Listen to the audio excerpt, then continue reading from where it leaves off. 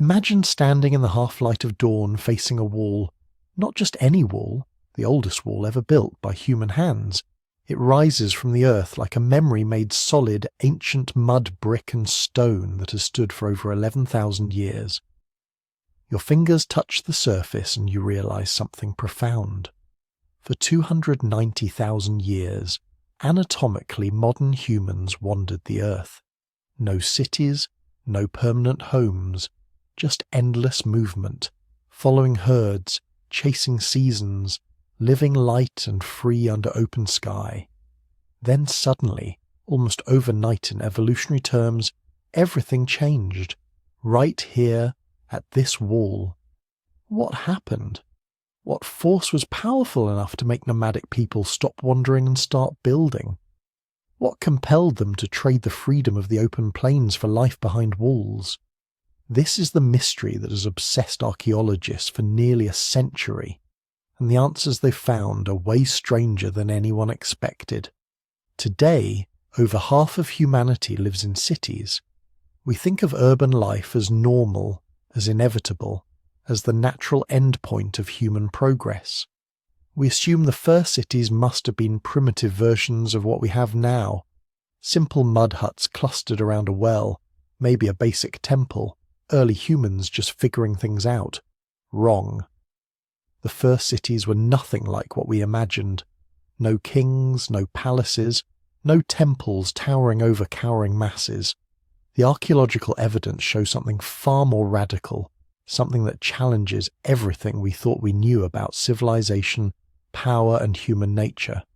If you're using this to fall asleep, that's exactly why I make these. So subscribe maybe, and tell me where you are and what time it is. I check the comments and it's like Tokyo at midnight, Toronto at twilight, all at once.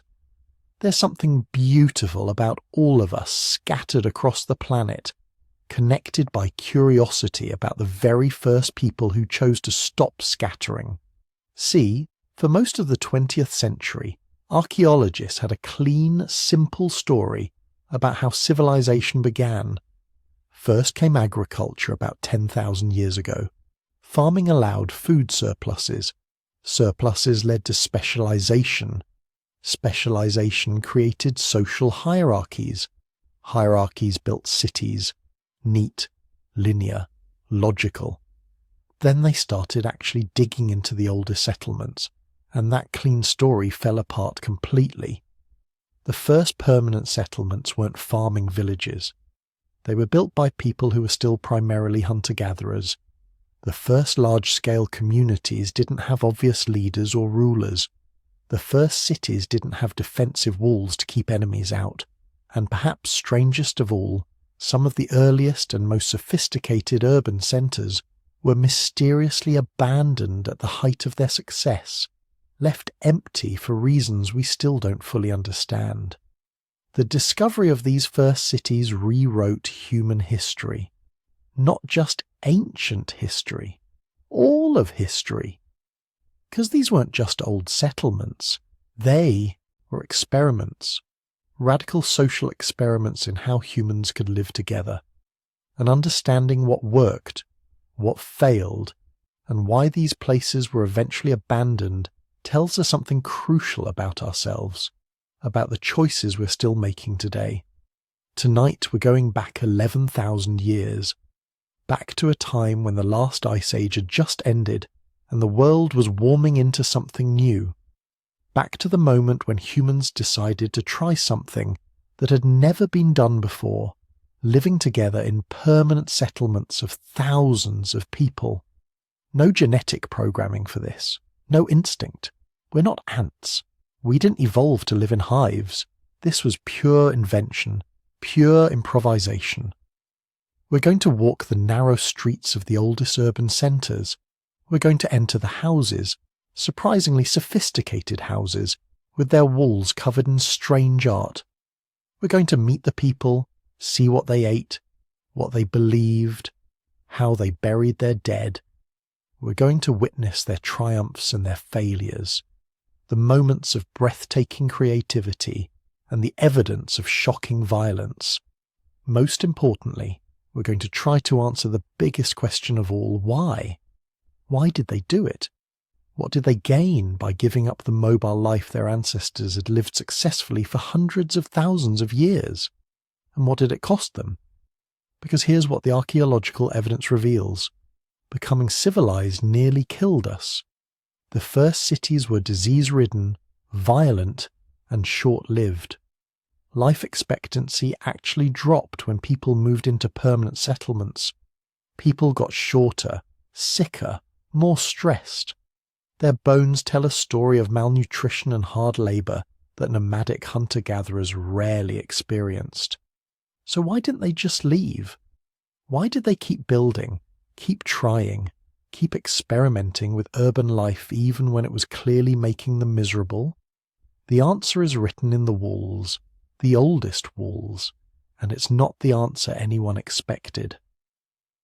Let's begin at the beginning, before the walls, before the cities, before everything changed, before there were walls, before there were cities, before humans even conceived of living in one place for more than a season, there was movement, endless, purposeful movement across landscapes that would seem impossibly abundant to modern eyes. Picture this: 15,000 years ago, somewhere in what we now call the Fertile Crescent. The Ice Age is finally releasing its grip on the planet.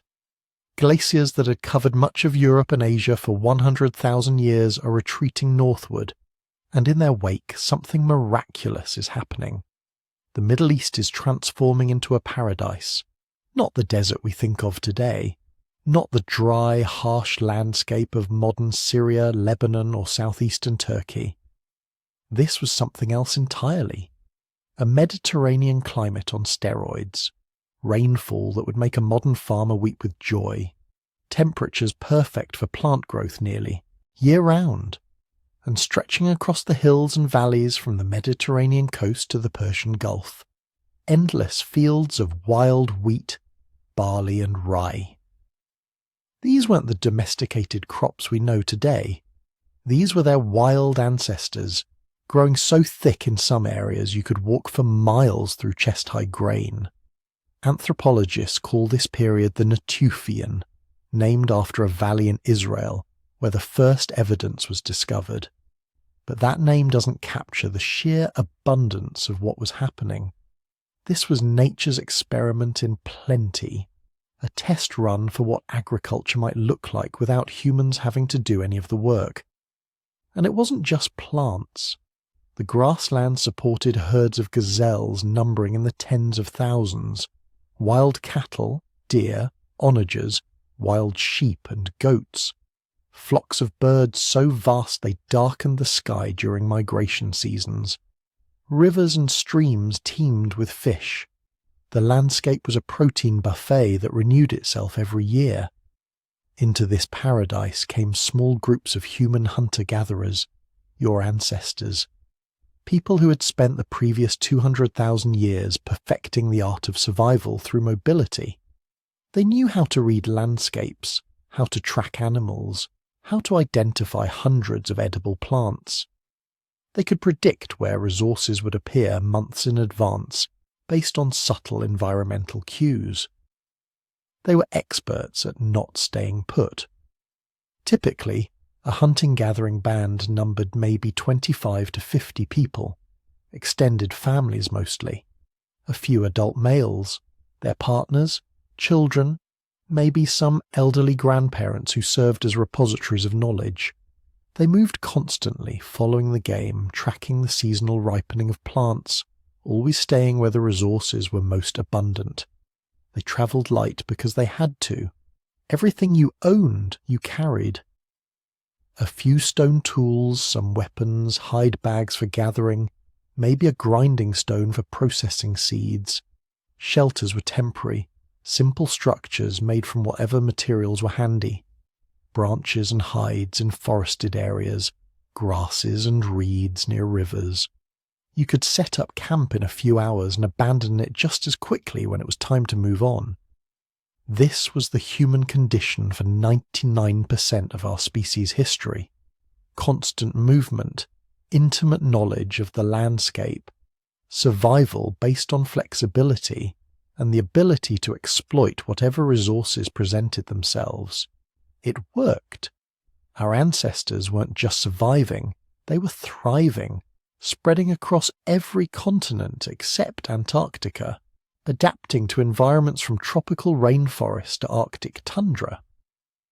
But then something strange started happening in the Fertile Crescent. Some groups stopped moving, not completely, not all at once, but enough to notice. Archaeological sites from around 13,000 years ago show something unprecedented. Permanent structures, not temporary shelters meant to last a season, but substantial buildings made from stone foundations with timber frames. Buildings meant to last years, maybe decades. These weren't cities. They weren't even villages by our standards. Maybe a few dozen people living in 4 or 5 structures clustered together. But they were staying put, at least for part of the year. Archaeologists call these semi-permanent camps, but that term doesn't capture how revolutionary they were. For the first time in human history, people were investing serious labour in structures they couldn't take with them. They were betting on the landscape providing enough resources in one place to make staying worthwhile. And the bet paid off. Those wild grain fields were so productive you could harvest enough in a few weeks to feed your family for months. The gazelle herds migrated through the same valleys every year, predictable as sunrise. Rivers provided reliable water and fish. Why keep moving when everything you needed was right here? So they stayed, and staying changed them in ways nobody could have predicted. When you're mobile, possessions are a burden. Every pot, every tool, every decorative item is something you have to carry. But when you're staying put, suddenly accumulation makes sense. Archaeological sites from this period start showing elaborate grinding stones, storage pits, decorative objects made from shells and stones, things that would have been impossibly impractical for mobile hunter-gatherers.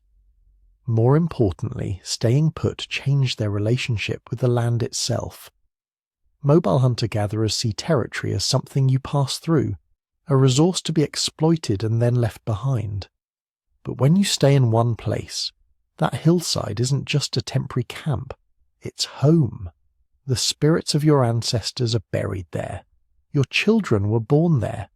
Every tree and rock and stream becomes imbued with meaning and memory.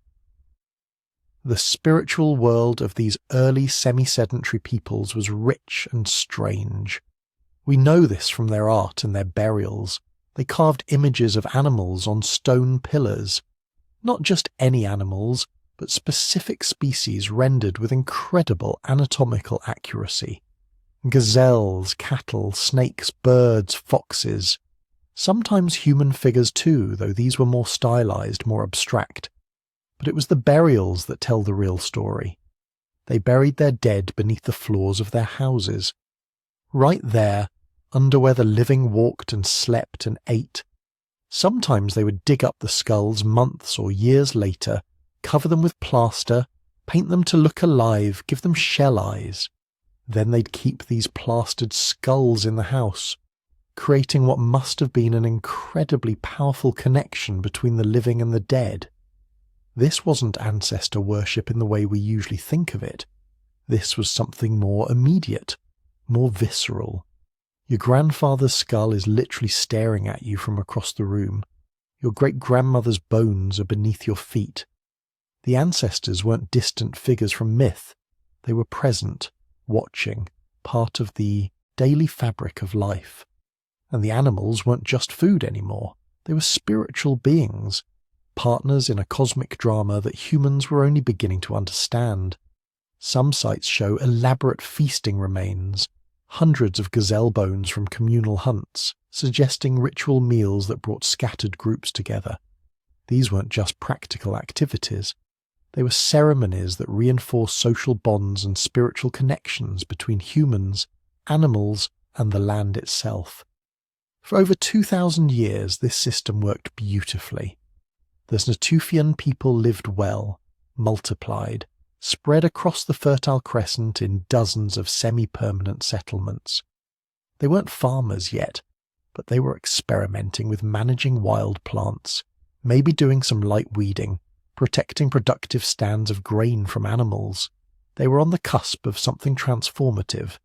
Then the sky fell. Well, not literally, but close enough. Around 12,800 years ago, something catastrophic happened to Earth's climate.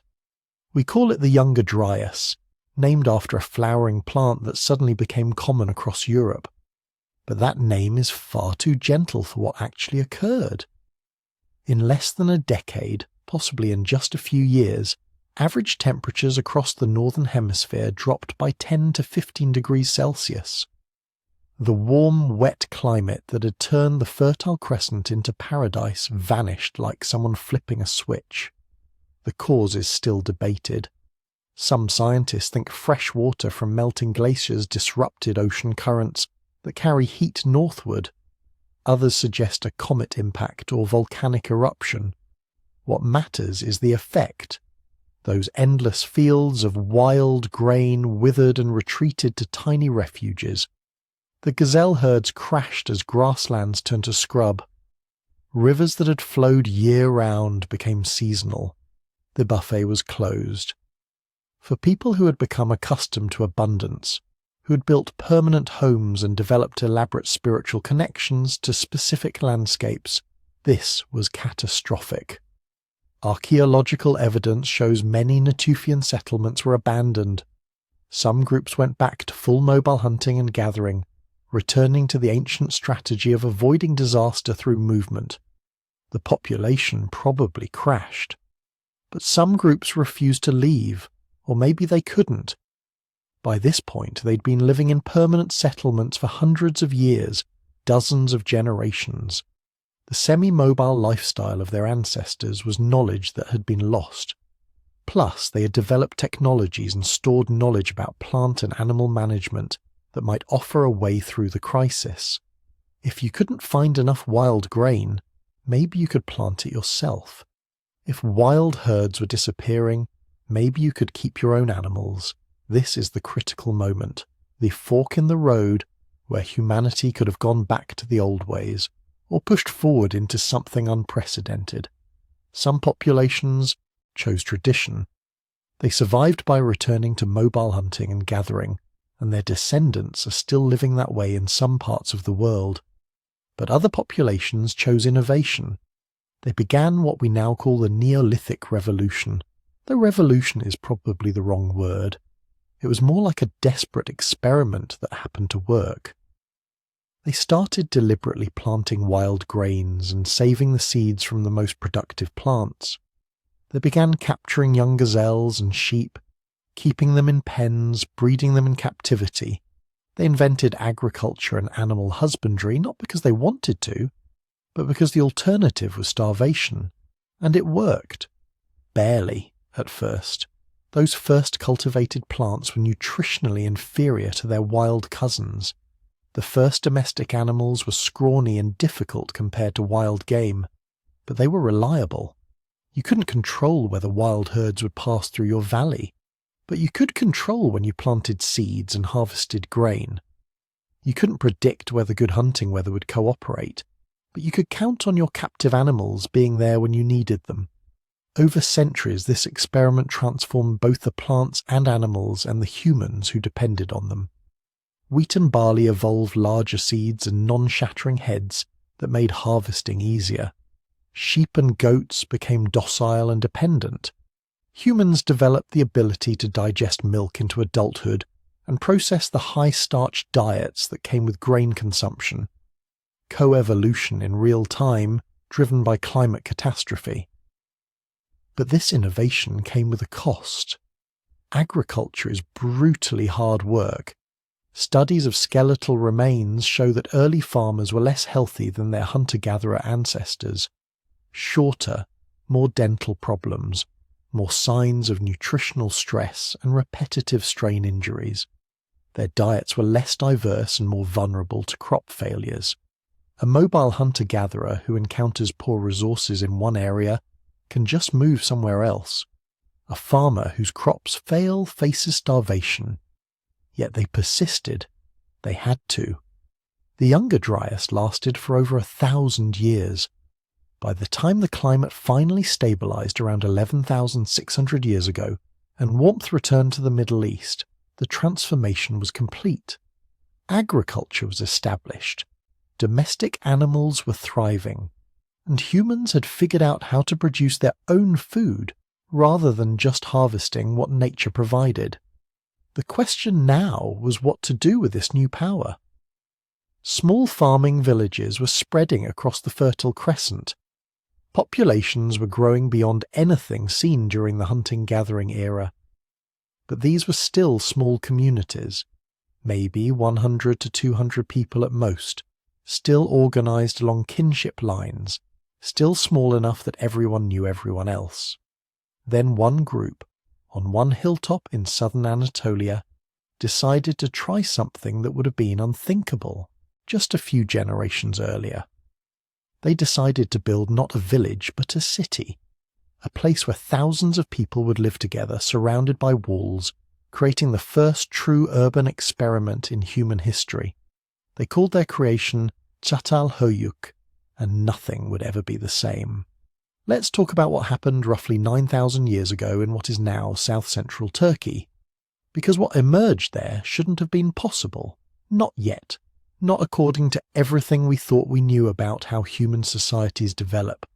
The place is called Çatalhöyük, and for decades after its discovery, archaeologists couldn't agree on what to call it.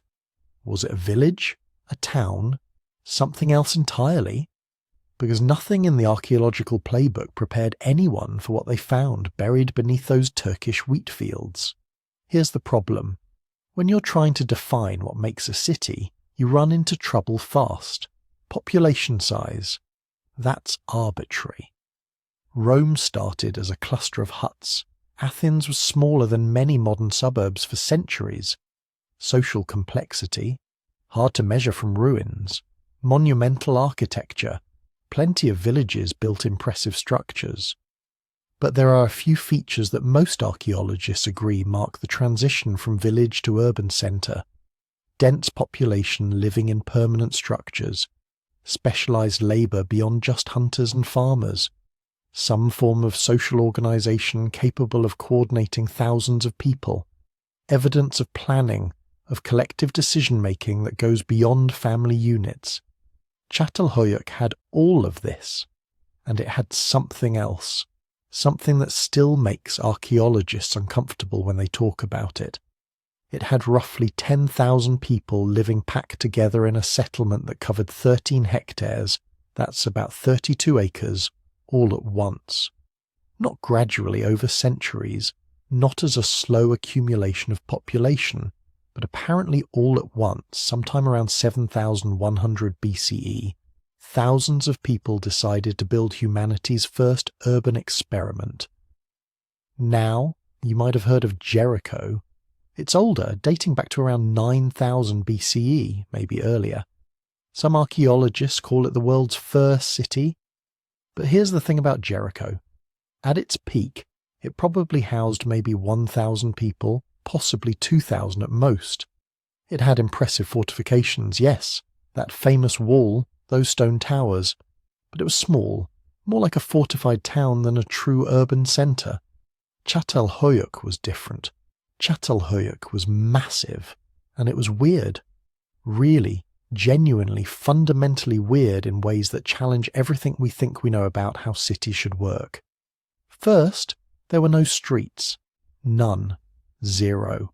Not even narrow alleyways. The houses at Çatalhöyük were built directly against each other, sharing walls, packed together like cells in a honeycomb. If you wanted to go somewhere, you didn't walk down the street. You climbed onto your roof, walked across your neighbour's roof, then across the next neighbour's roof until you reached your destination. The entire city was a continuous rooftop pathway. Think about that for a moment.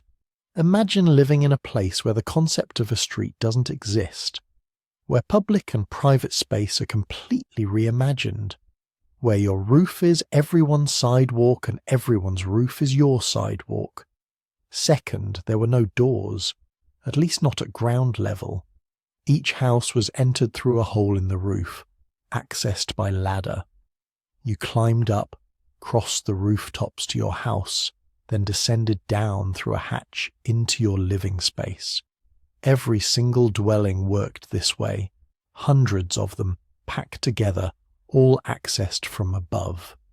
Now, when British archaeologist James Mellart first excavated Çatalhöyük in 1958, he thought he was looking at a village, maybe a large village, but still just a farming settlement.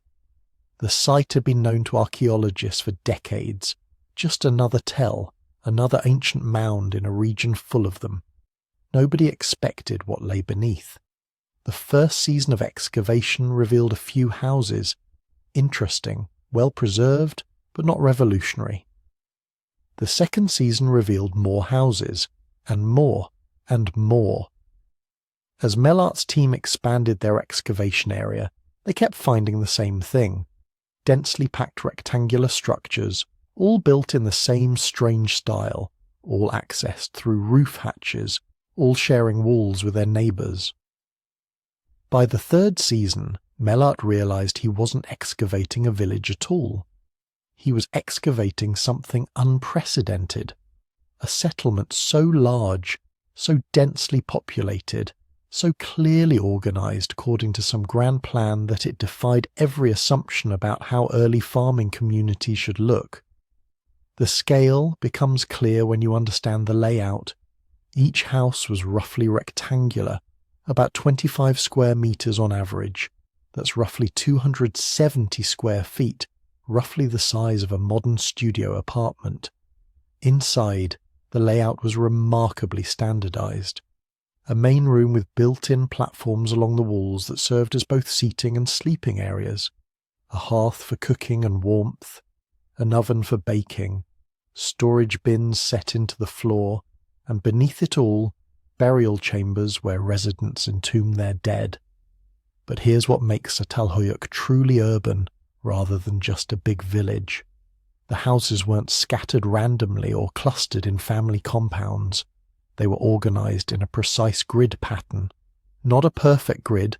This wasn't ancient Rome with its rigid city planning, but clear evidence of systematic organisation.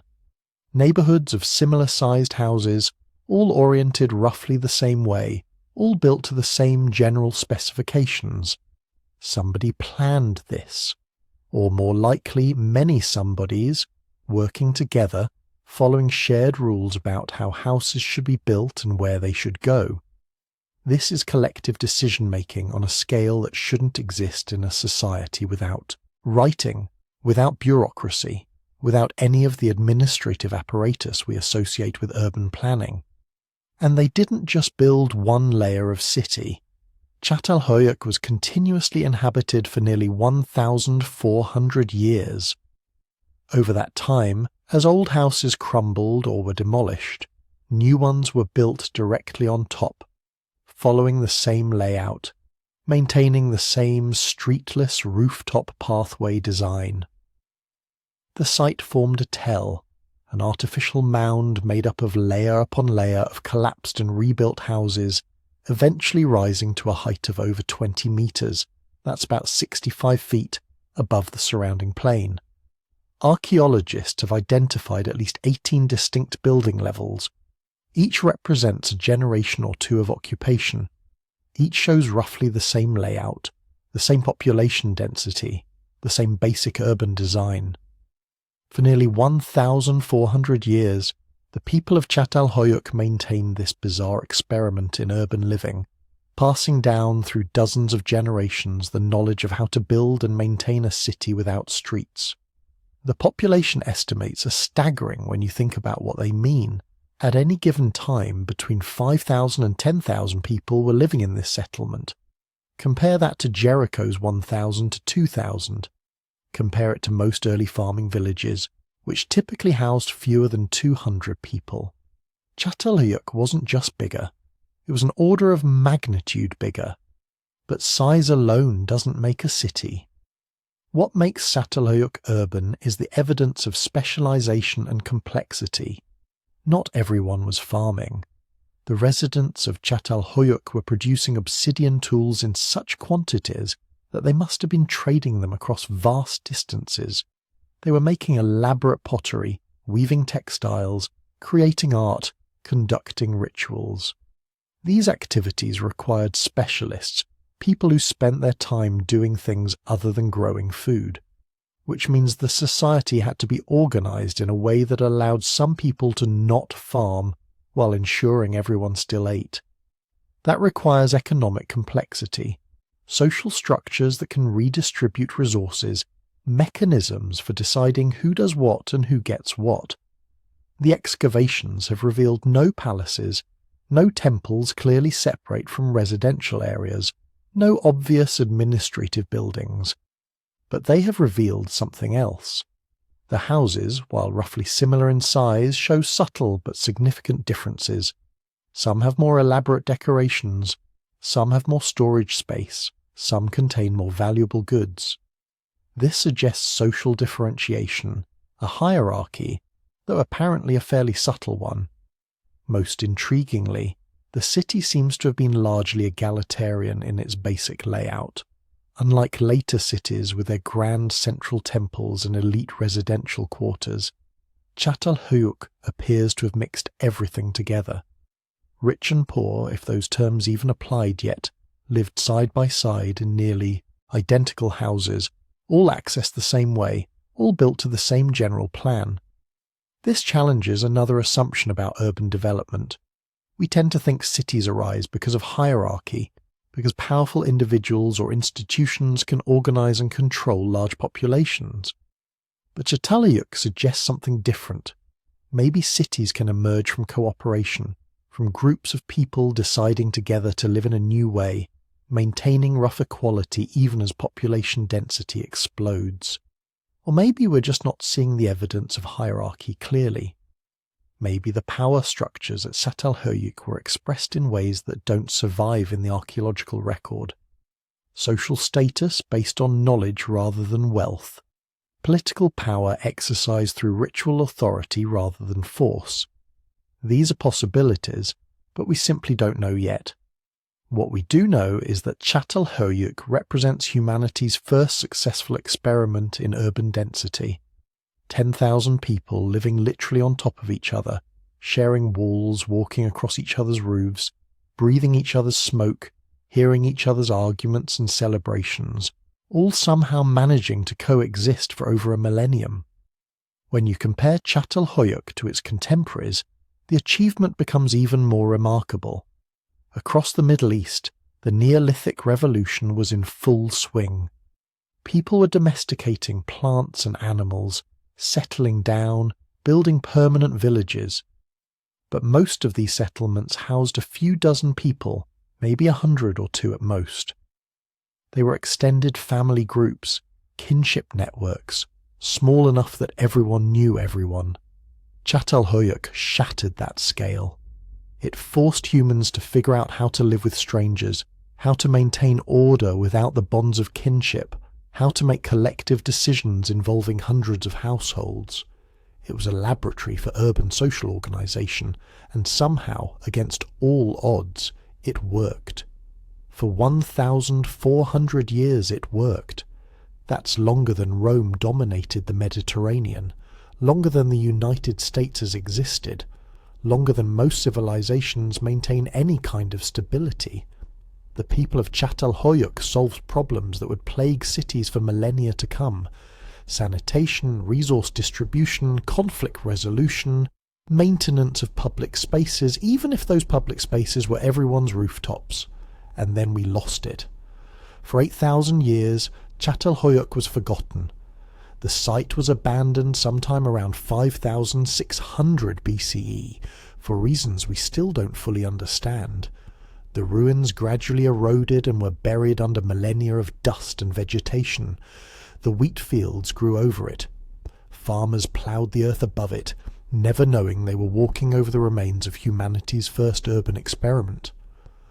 When Mellart finally excavated it in 1958, he was uncovering not just an ancient settlement, but proof that our ancestors were capable of social complexity far earlier than anyone had imagined, that they could organise, cooperate and innovate on massive scales without writing, without bureaucracy, without any of the tools we think are necessary for urban life.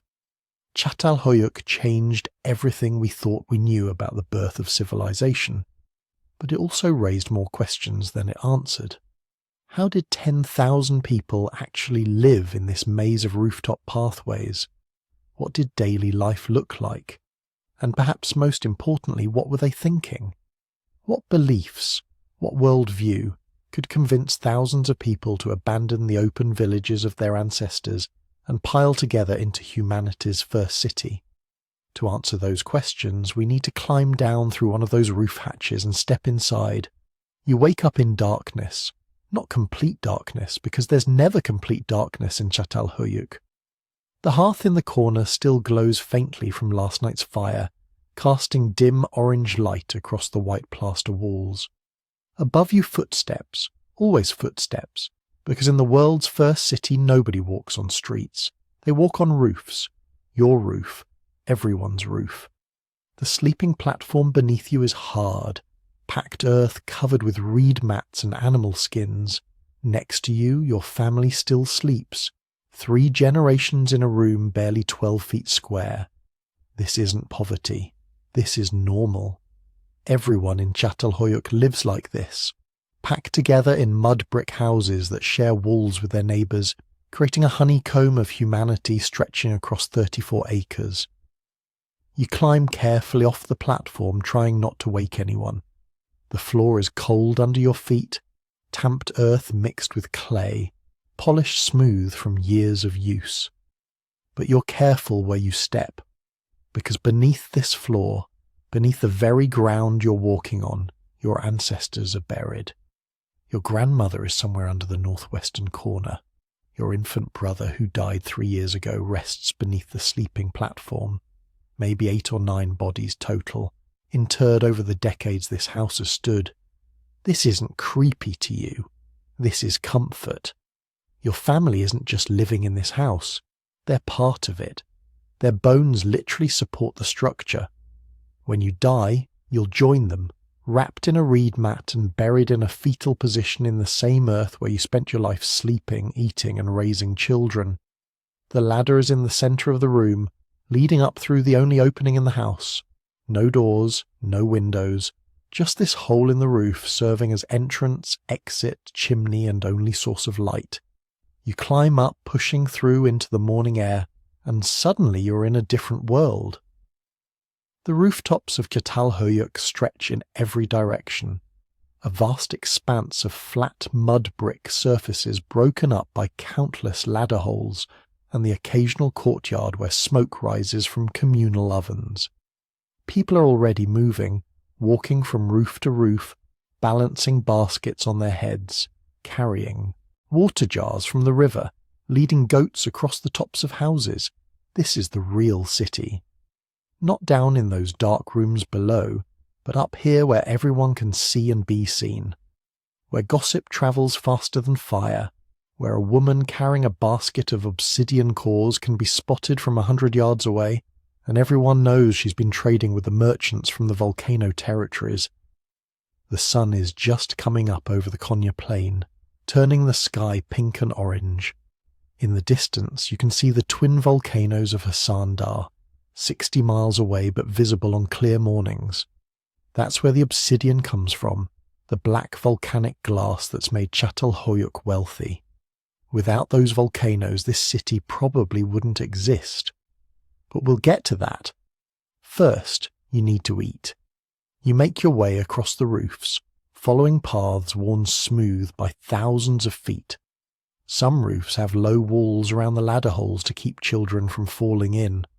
Others are completely open, and you have to be careful not to step into someone's house by accident. The etiquette is simple, though.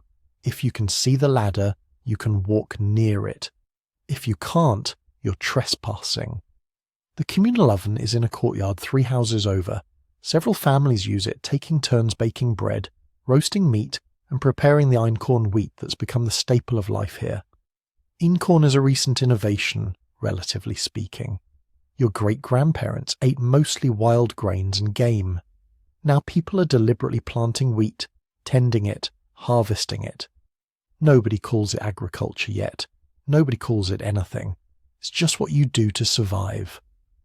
A woman is already at the oven, shaping flat discs of dough mixed with water and wild lentils. The smell is incredible, yeasty and warm. You exchange greetings, news about whose child is sick, whose husband brought back a deer yesterday. This is how information flows in Çatalhöyük, through these casual morning conversations that connect every household to every other household within a few degrees of separation. The bread is ready quickly, baked on hot stones inside the clay oven. You take your portion and head back to your house, but you don't go inside yet. Instead, you sit on the roof, legs dangling over the edge, eating warm bread and watching the city wake up. And it is waking up. By now, hundreds of people are moving across the rooftops. You can identify occupations by what they're carrying. The obsidian workers head to the southern edge of the settlement where the workshops are. The textile weavers gather in certain courtyards where the light is best. The potters make their way to the clay pits just outside the city, carefully navigating down the outer ladders that connect the roof level to the ground. Because that's the thing about Çatalhöyük. The ground level barely exists. Oh, there are narrow alleys between some houses where rainwater drains and refuse piles up.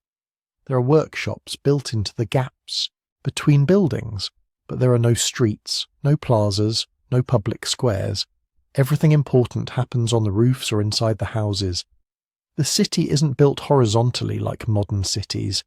It's built vertically, a dense cluster of rooms stacked together with life happening above them. You finish eating and head inside to start your work. Your family makes obsidian tools. Not the finest work, not the mirrors and ceremonial blades that take months to produce, but basic tools, cutting flakes, scrapers, knives that people use every day. It's skilled work, requiring knowledge passed down through generations, but it's not specialized enough that you only do this. Nobody in Çatalhöyük only does one thing. The obsidian cores are stored in the southwestern corner of the main room, wrapped in leather to protect them. You take one out, feeling its weight, examining it for flaws. Obsidian is tricky material. Hit it wrong, and the whole piece shatters. Hit it right, and you can produce edges sharper than modern surgical steel. You work through the morning, using an antler hammer to carefully strike flakes off the core. Each piece requires judgment, angle, and force calculated by feel and experience. The sound echoes in the small room, a sharp crack each time stone meets stone. Your children watch, learning. Your mother offers advice, correcting your angle when you're about to make a mistake she can see coming from decades of experience. By midday, you have a dozen usable blades. Not bad. These will trade for food, for textiles, maybe for one of those ceramic pots that a family across the settlement makes. Because that's how Çatalhöyük works. No markets, no money, just networks of exchange connecting households that produce different goods. You make obsidian tools, they make pots, someone else weaves baskets, another family tends the cattle that are starting to be domesticated in pens outside the city. The cattle are new, like the Einkorn wheat. Your grandparents hunted wild aurochs, massive dangerous animals that could kill a hunter as easily as a hunter could kill them. But somehow, people figured out that if you capture the calves and raise them from birth, they become manageable. Not tame exactly, not yet, but manageable. It'll be generations before anyone breeds them into truly domestic animals, but the process has started. For now, most meat still comes from hunting, wild boar, deer, and the occasional aurochs for those brave or foolish enough to try. The hunters leave at dawn, heading out onto the Konya plain where herds still roam. They'll return at dusk with whatever they've caught, and the meat will be distributed through those same networks of kinship and obligation that govern everything else in the city. Lunch is more bread, this time with lentils and wild onions. You eat on the roof again because the house is stifling in the midday heat. The summer sun beats down on Çatalhöyük without mercy, turning the mud brick houses into ovens. People retreat to the cooler lower rooms or sit in the shade of the few courtyards that have awnings. The afternoon brings different work. Your wife is weaving, using a simple loom propped against the wall of the main room. The thread is made from wild flax, processed into fibres, spun, and now being woven into cloth. It's tedious work, requiring hours of careful attention. But the result is remarkable. Fabric fine enough to trade for valuable goods, beautiful enough to be buried with the dead. And there will be a burial soon. An old man 3 houses over died yesterday, and tonight his family will inter him beneath their floor. You'll attend because everyone attends burials. They're not sombre occasions, not really. Death is too common for that. Children die regularly. Women die in childbirth. Men die from injuries and infections. By the time someone reaches old age, it's almost a celebration. The burial preparation happens inside the family's house, so you don't see most of it. But you know what's happening. The body's being tightly flexed, knees drawn up to chest, arms wrapped around legs. Then it's wrapped in a reed mat, tied with plant fibre cord. Meanwhile, someone is digging a pit beneath the floor, usually beneath one of the sleeping platforms. It's exhausting work in the confined space, but it has to be done. By evening, everything is ready. You climb down into the house with a dozen other neighbours. The room is packed, barely enough space to move. The wrapped body lies next to the open pit. The family says words, though not prayers exactly. Nobody in Çatalhöyük seems to have priests or formal religion as we'd understand it. But they have rituals, and this is one of them. The body is lowered into the pit. No grave goods with this one, though some burials include obsidian blades, jewellery made from bone and stone, occasionally a prized basket or textile. But this man was neither wealthy nor poor. Those concepts don't really exist yet. Everyone in Çatalhöyük lives in roughly the same size house. Everyone eats roughly the same food. The obsidian worker and the pot maker and the textile weaver all live side by side in identical rooms. There are differences, subtle ones. Some houses have more elaborate wall paintings. Some families seem to have larger networks of trade relationships. But there's nothing like the inequality that will characterize later civilizations. No palaces, no temples, no elite quarters. Just hundreds of identical houses packed together, each one home to an extended family living and dying and burying their dead beneath the floor. The pit is filled in, tamped down, smoothed over. In a few weeks you won't be able to tell where the burial was. The floor will be replastered. Life will continue. The man will become part of the house, his bones mixing with his ancestors' bones, all of them supporting the structure where his children and grandchildren will live. You climb back up to the roof as night falls. The city is settling down, smoke rising from hundreds of hearths as families prepare evening meals. The smell of cooking meat and baking bread drifts across the rooftops. Children are called inside, goats are secured. The last of the workers return from the fields and workshops. You sit for a moment before descending into your own house, looking out across this impossible place.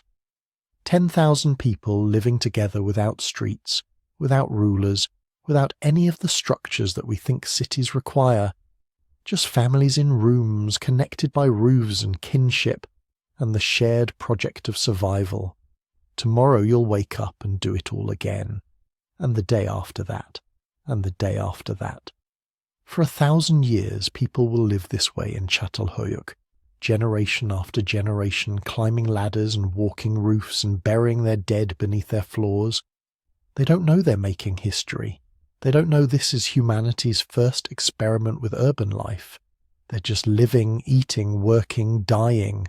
But they're also creating something that's never existed before. A new way of being human. A way that will echo through every city that comes after, every civilization that rises and falls. And it all starts here, in these dark rooms beneath the rooftops, in the world's oldest walls. Now we need to talk about what these people believed. Because here's the thing, when archaeologists first excavated Çatalhöyük in the 1960s, they expected to find temples, separate buildings dedicated to worship like every other ancient civilization. Instead, they found something much stranger. Every house was a temple. Walk into any dwelling in Çatalhöyük and you're immediately confronted by something that shouldn't be there. A massive pair of bull horns mounted directly into the wall plaster. Not carved, not painted. Actual horns from actual bulls embedded into the living space like some kind of prehistoric interior design statement. Except it wasn't decoration. These horns were positioned in places of honor, usually on the main wall facing the entrance. Sometimes there would be 3 or 4 sets in a single room, creating a kind of horn gallery that dominated the space. The skulls of the bulls themselves were often there too, plastered into benches or built into the walls at floor level. You'd literally be sitting on top of cattle remains, sleeping near them, eating your meals surrounded by them. This wasn't just respect for animals, this was something else. Something about control, about dominance, about transforming wild power into domestic order. But the bulls were just the beginning. Look up at the walls and you'd see paintings, not simple decorations or random patterns, but sophisticated multi-layered artworks that showed something profound about how these first city dwellers saw their world. The most common motif was geometric patterns, diamond shapes, zigzags, parallel lines that flowed across the plaster in intricate designs. At first glance they look almost modern, like abstract art from the 20th century. But look closer and patterns emerge. Some archaeologists think these geometric designs are actually maps, topographical representations of the landscape around the city.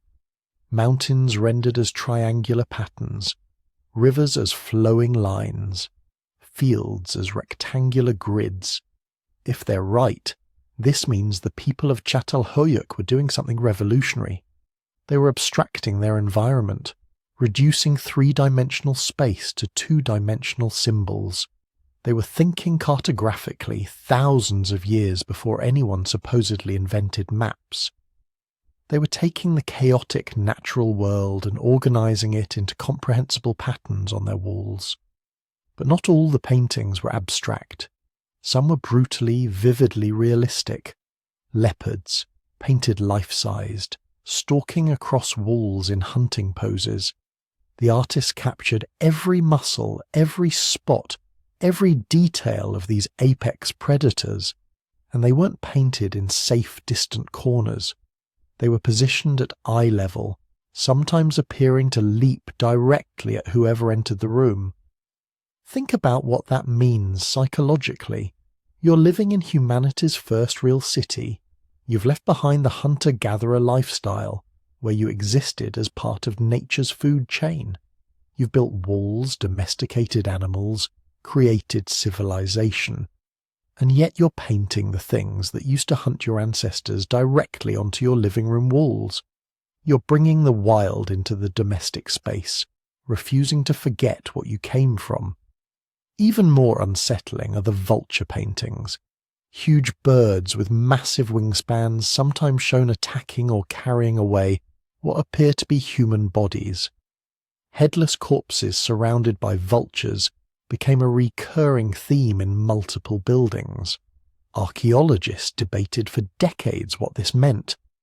Were these scenes of death and decomposition, evidence of sky burial practices where bodies were left for birds to consume, or something more symbolic, representations of the soul's journey after death? The answer probably involves all three.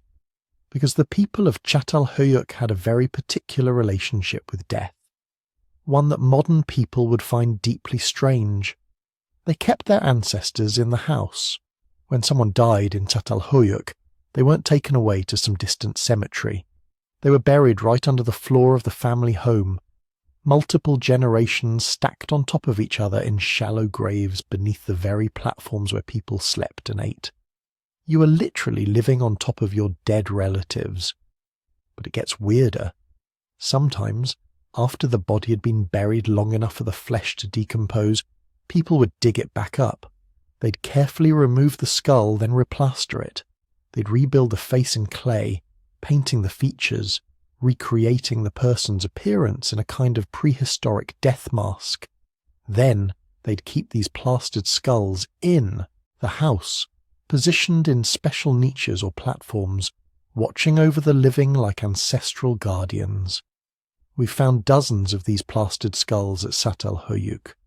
Some show evidence of being repainted multiple times over years or decades, suggesting they were maintained, cared for, possibly even handled during special rituals. The people weren't just honouring their dead, they were keeping them present, refusing to let them disappear into the past. This tells us something profound about the first city dwellers' worldview. They hadn't developed our modern concept of separation between life and death, sacred and secular, human and animal. Everything was interconnected. Your ancestors were beneath your feet. Wild animals decorated your walls. The power of bulls was trapped in plaster. The natural and supernatural occupied the same space. And then there's the most famous artifact ever found at Çatalhöyük, the seated woman.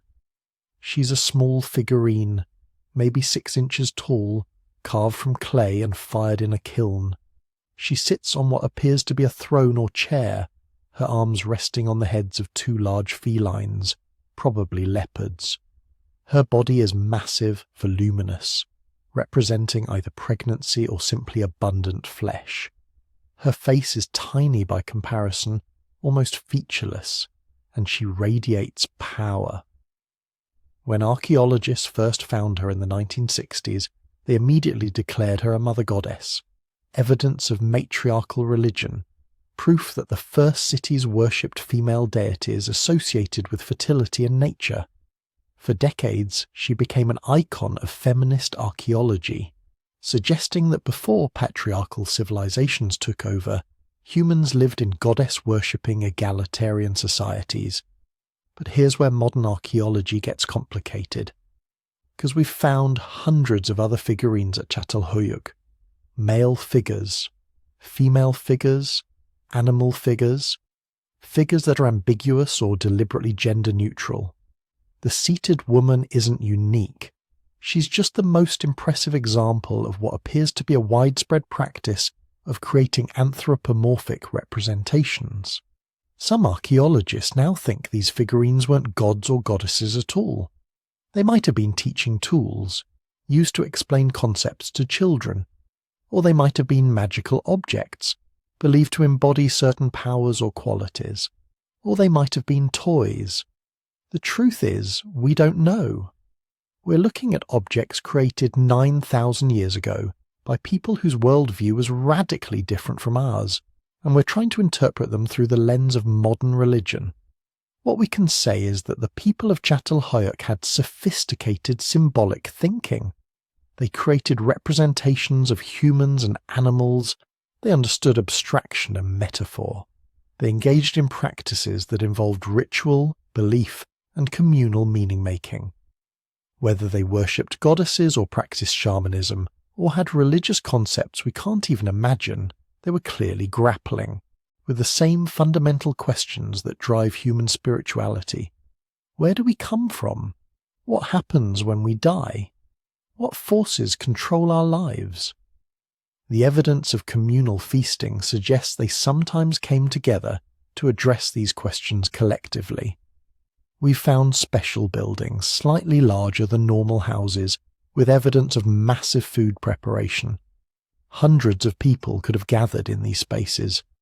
Chemical analysis of the floors shows repeated episodes of feasting involving meat, grains, and possibly fermented beverages, something like beer or ale, though we can't be certain. Picture one of these gatherings. Maybe it's after the harvest, when food is abundant and the community can afford to consume lavishly. People climb down through the roof holes of their houses and make their way to the designated feasting building. Inside, fires are burning. Massive cooking pots are boiling grain-based porridge mixed with wild herbs. Meat is roasting, filling the space with smoke and smell. Someone, maybe a person with special knowledge about the spirit world, begins to speak or chant. The gathered crowd falls silent. What happened next is speculation, but it's informed speculation.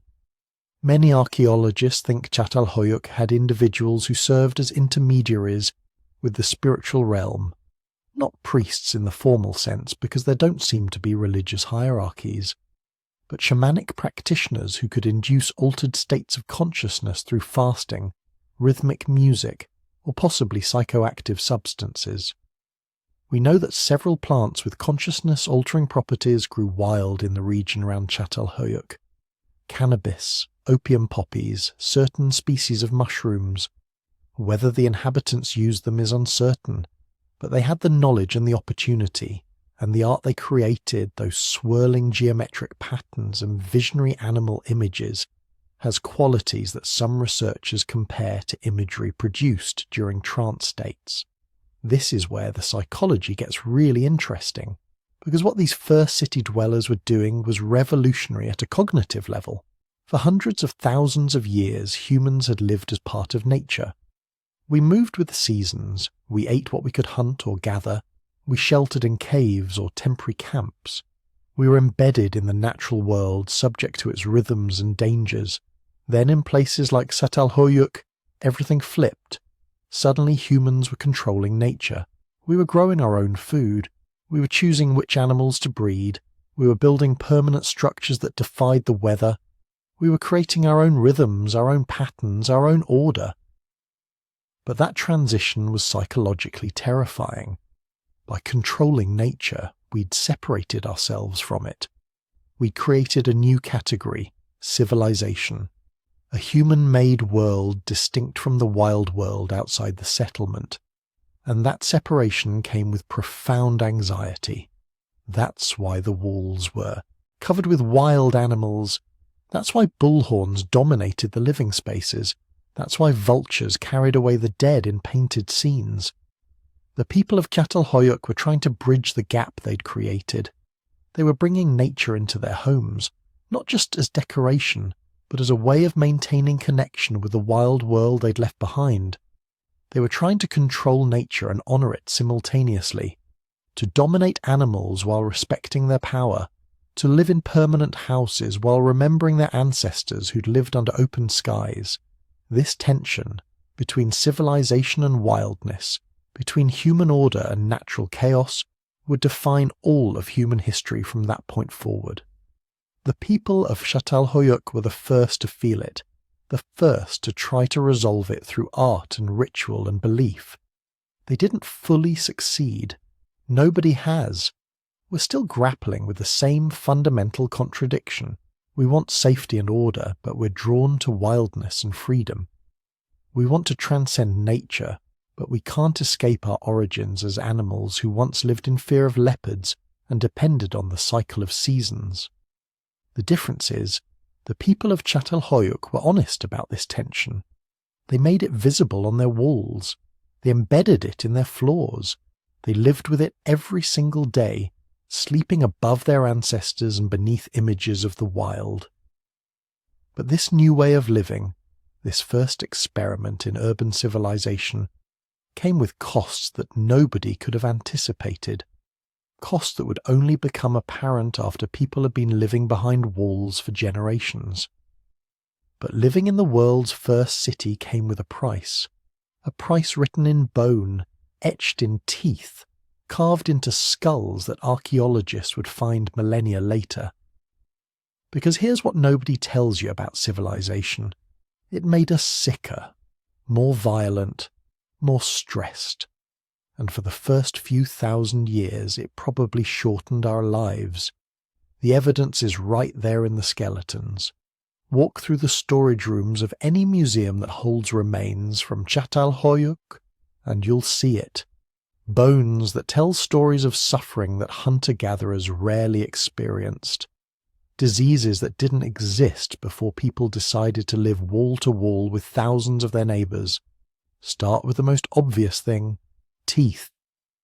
Hunter-gatherer skeletons from before the agricultural revolution show remarkably healthy teeth. Strong, intact, minimal decay. Makes sense.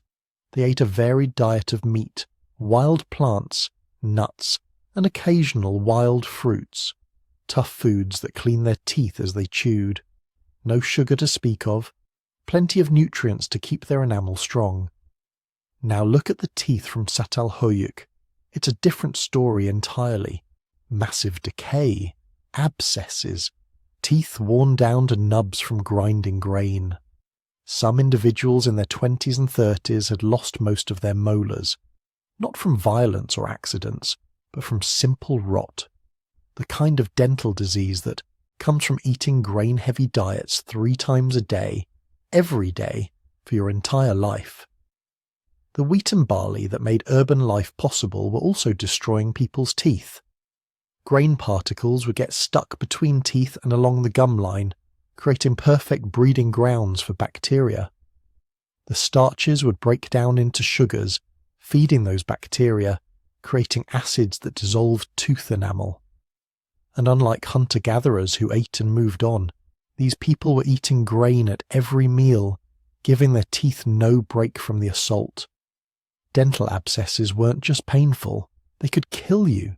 Infections could spread to the jaw, the throat, eventually the bloodstream. In a world without antibiotics, a rotten tooth could be a death sentence, and these people had mouths full of them. But the teeth were just the beginning. Look closer at the bones and you see something that sends a chill through modern researchers, evidence of diseases that had never existed before, or at least never spread widely enough to leave their mark in the archaeological record. Tuberculosis. The telltale lesions show up on ribs and vertebrae from Çatalhöyük. This was one of humanity's first experiences with what we now call a crowd disease. TB needs dense populations to survive. It spreads through the air when infected people cough. It requires sustained close contact to pass from person to person. In the scattered bands of hunter-gatherers, TB couldn't gain a foothold. An infected individual would die or recover before spreading it widely. The disease would burn itself out. But pack 8,000 people into houses that share walls, where multiple families sleep in the same rooms, where the air is thick with smoke from cooking fires and no one ever gets far from their neighbours, and suddenly TB has paradise. It could jump from person to person, family to family, house to house. It could become endemic, always present in the population, waiting for someone with a weakened immune system to flourish in. The people of Çatalhöyük had no concept of germs, no understanding of infectious disease. They just knew that sometimes people developed the wasting sickness, the terrible cough that wouldn't stop, the fever that came and went, the slow decline that could take months or years, and there was nothing they could do but watch it happen. Other diseases came too. Parasites that hunter-gatherers rarely encountered suddenly became common. Intestinal worms that spread through contaminated food and water. In a settlement where thousands of people were living in close quarters, where sanitation meant tossing waste outside or burying it in pits, where water sources could become contaminated, parasites found ideal conditions to spread. The skeletal evidence shows chronic anemia in many individuals, likely caused by hookworms and other parasites that feed on blood in the intestines. These people weren't just hungry for nutrients. They were literally having their blood drained by invisible parasites they couldn't even see. And then there's the violence. This part is controversial among archaeologists. Some researchers emphasize that Çatalhöyük shows relatively little evidence of warfare or organized violence compared to later cities. No massive defensive walls, no piles of bodies showing signs of battle injuries, no warrior burials with weapons. But look at individual skeletons and the story gets darker. Multiple skulls show healed fractures, not accidents, not falls. Blunt force trauma consistent with being hit on the head with clubs or heavy objects. The injuries healed, meaning these people survived, but someone had struck them hard enough to crack their skulls. One skull shows evidence of being hit multiple times over the course of a life. Healed fracture on the left side from years earlier. Another on the right from more recently. This person was in fights, repeatedly, and survived. But how many others didn't? Some archaeologists interpret this as evidence of interpersonal violence, fights between neighbours, domestic abuse, arguments that escalated to physical assault. When you're living literally on top of each other, pressed wall to wall with minimal privacy, tensions rise. Disputes over resources, over social status, over perceived slights or violations of social norms. Sometimes those tensions explode into violence. Others suggest the injuries might be accidental. People falling from roofs, construction accidents, the hazards of daily life in a cramped settlement. But the pattern of injuries, concentrated on skulls, often from behind or from the side, suggests something more deliberate. Either way, it tells us something important. Life in the first city wasn't peaceful. Whatever benefits urban living provided, safety and tranquility weren't among them. The bones tell other stories of hardship too. Repetitive stress injuries that hunter-gatherers rarely showed. Deformities of the spine from carrying heavy loads. Arthritis in joints worn down from doing the same motions thousands of times. These are the marks of specialized labor, of people spending their entire lives doing one thing over and over. One woman's skeleton shows extreme wear on her knees and lower back, along with distinctive changes to her arm bones, probably from spending decades grinding grain, kneeling at a grinding stone for hours every day, using the same pushing and pulling motion to crush wheat and barley into flour. Her body had literally reshaped itself around this single repetitive task. Compare this to hunter-gatherer skeletons. They show wear patterns consistent with varied activities: running, climbing, throwing spears, digging, carrying. Their bodies reflect lives of diverse movement and activity. The Çatalhöyük skeletons show lives of monotony, the same tasks, day after day, year after year, until their bodies broke down from the repetition, and they were dying younger. This might be the most damning evidence of all. Hunter-gatherer populations that we can study from the archaeological record show that individuals who survived childhood had a decent chance of living into their 50s or 60s, some even longer. But at Çatalhöyük, average life expectancy after childhood was probably in the mid-30s, maybe early 40s if you were lucky. The grain diet wasn't providing enough nutrients, the diseases were taking a toll, the physical stress of daily life was wearing bodies down faster. For all the benefits of settlement life, longevity wasn't one of them. So here's the question that haunts researchers. Why did they stay? If city life was making them sicker, causing more violence, wearing out their bodies and killing them younger, why didn't they just leave? Return to the hunter-gatherer lifestyle that had sustained humans successfully for hundreds of thousands of years? Some probably did. The archaeological record shows population fluctuations, times when parts of Çatalhöyük were abandoned, possibly as families decided they'd had enough and left for other opportunities. But most stayed, generation after generation, for over 1,000 years, enduring the diseases, the violence, the grinding labour, the shortened lives. Was it choice or necessity? That's what keeps anthropologists arguing. Some think it was a trap. Once you commit to agriculture and settlement life, you can't easily go back. You've forgotten the skills of your hunter-gatherer ancestors. You've grown dependent on stored grain. Your population has grown beyond what the surrounding wild resources could support. You're stuck. Others argue it was choice, that despite the costs, people genuinely preferred settlement life. The security of stored food, the social connections of living in a community, the access to trade goods and specialized crafts, the ritual life centered on the shrines and burials beneath their floors. Maybe they accepted the diseases and shortened lifespans as a reasonable price for these benefits. The truth was probably somewhere in between. Some stayed by choice, some by necessity. Some didn't really distinguish between the two. This was just life, the only life they'd ever known. Their parents had lived this way, their grandparents. It's what people did. You lived in the settlement, you grew grain, you worked until your body gave out, and when you died, your family buried you beneath the floor so you could watch over the next generations. But here's what really matters. These people, suffering through diseases they didn't understand, enduring violence they couldn't escape, grinding grain until their bodies broke, they were setting patterns that would echo through all of human history. The crowd diseases that emerged in Çatalhöyük would follow humanity forever. Tuberculosis is still with us, still killing people.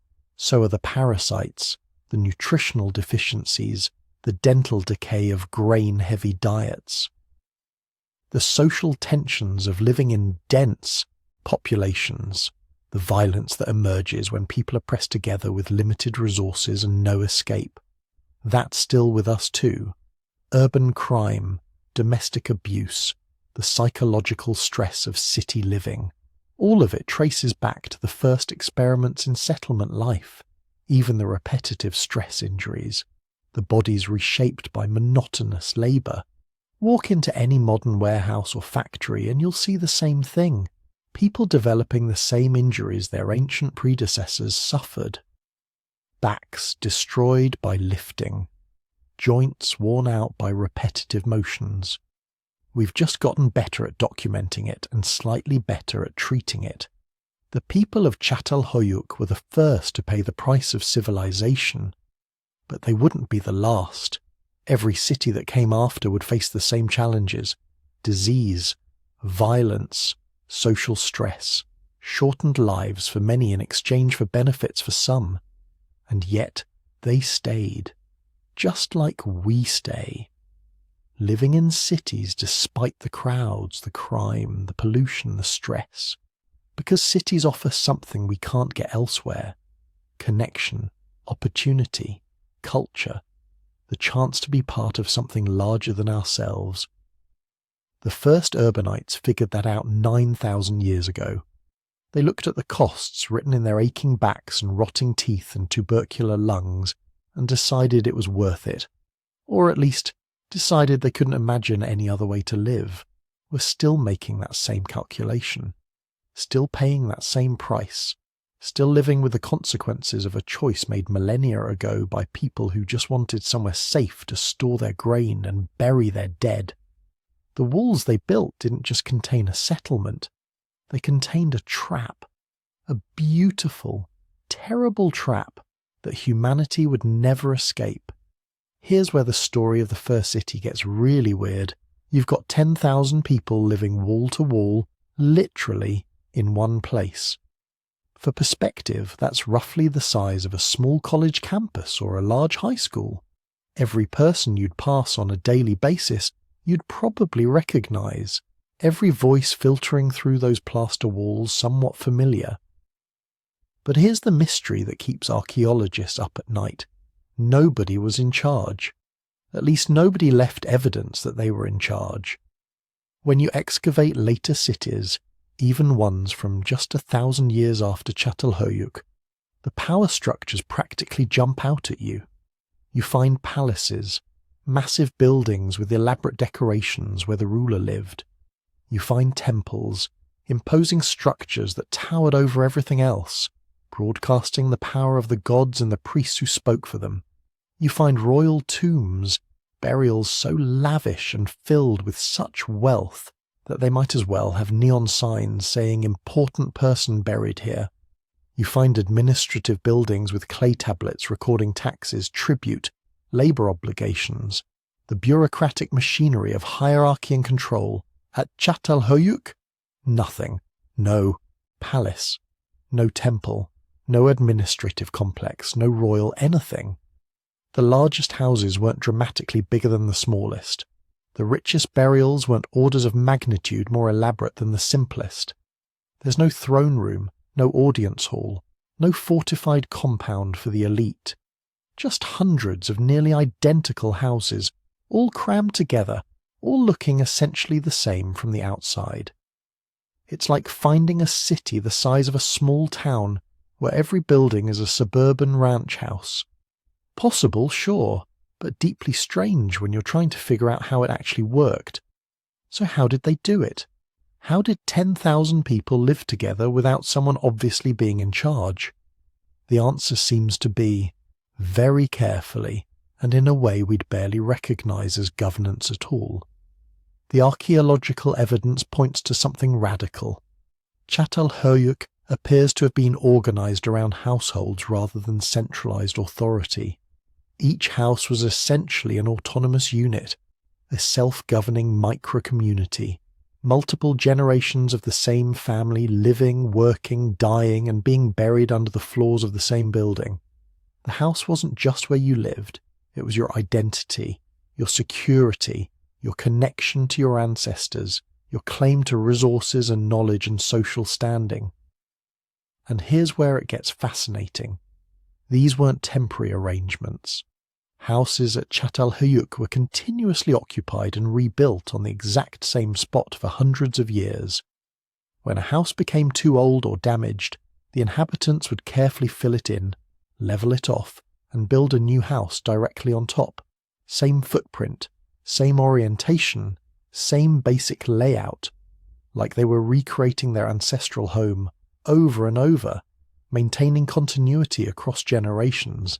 Excavators have found buildings with 5, 6, 7 layers of reconstruction spanning centuries. The same family, or their descendants, living in essentially the same house for periods that would dwarf the entire history of the United States.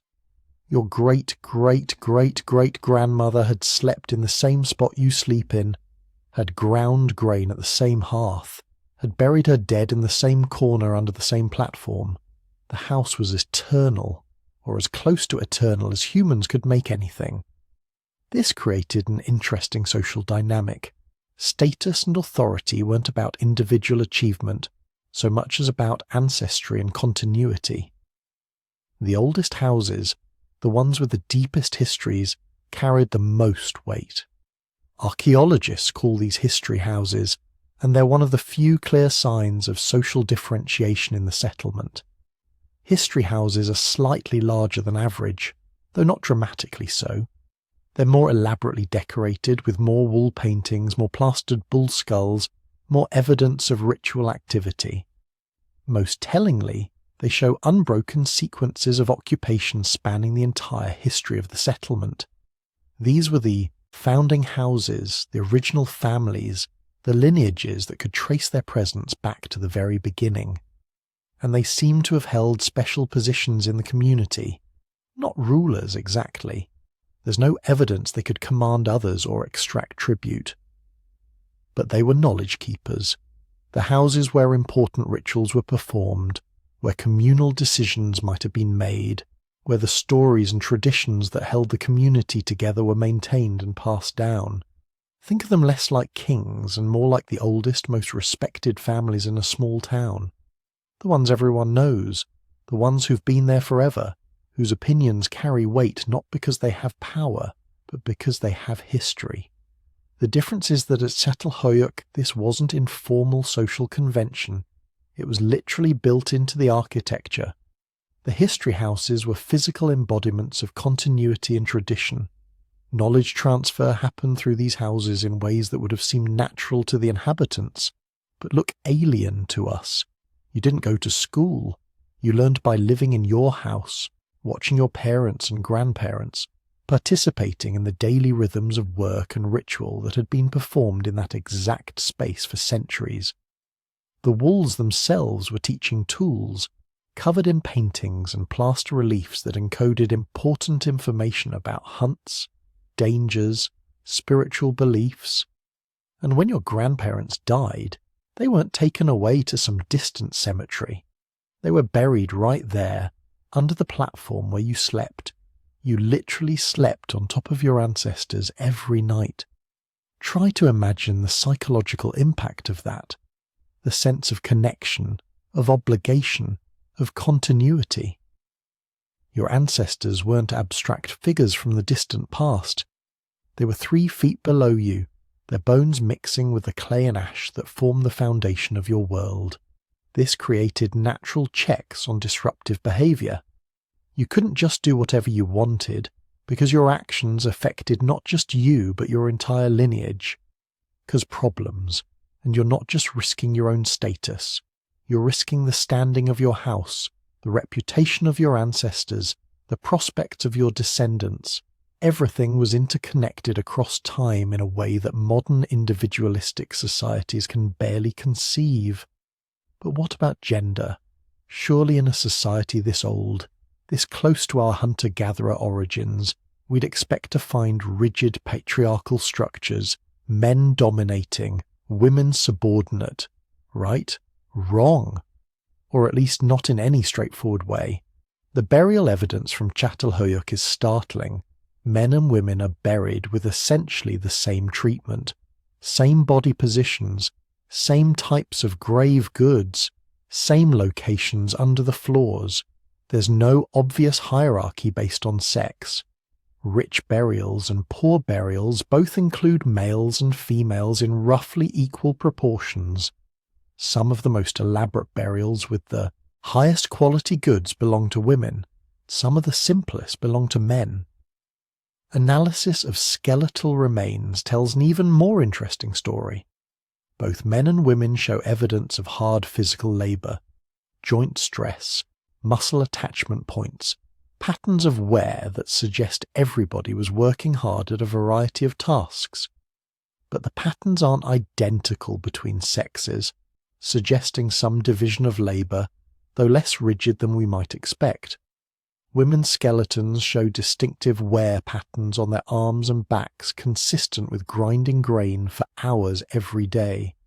A brutal, repetitive task that modern people who've tried to replicate say is absolutely exhausting. But men's skeletons don't show these patterns, suggesting this was primarily female labour.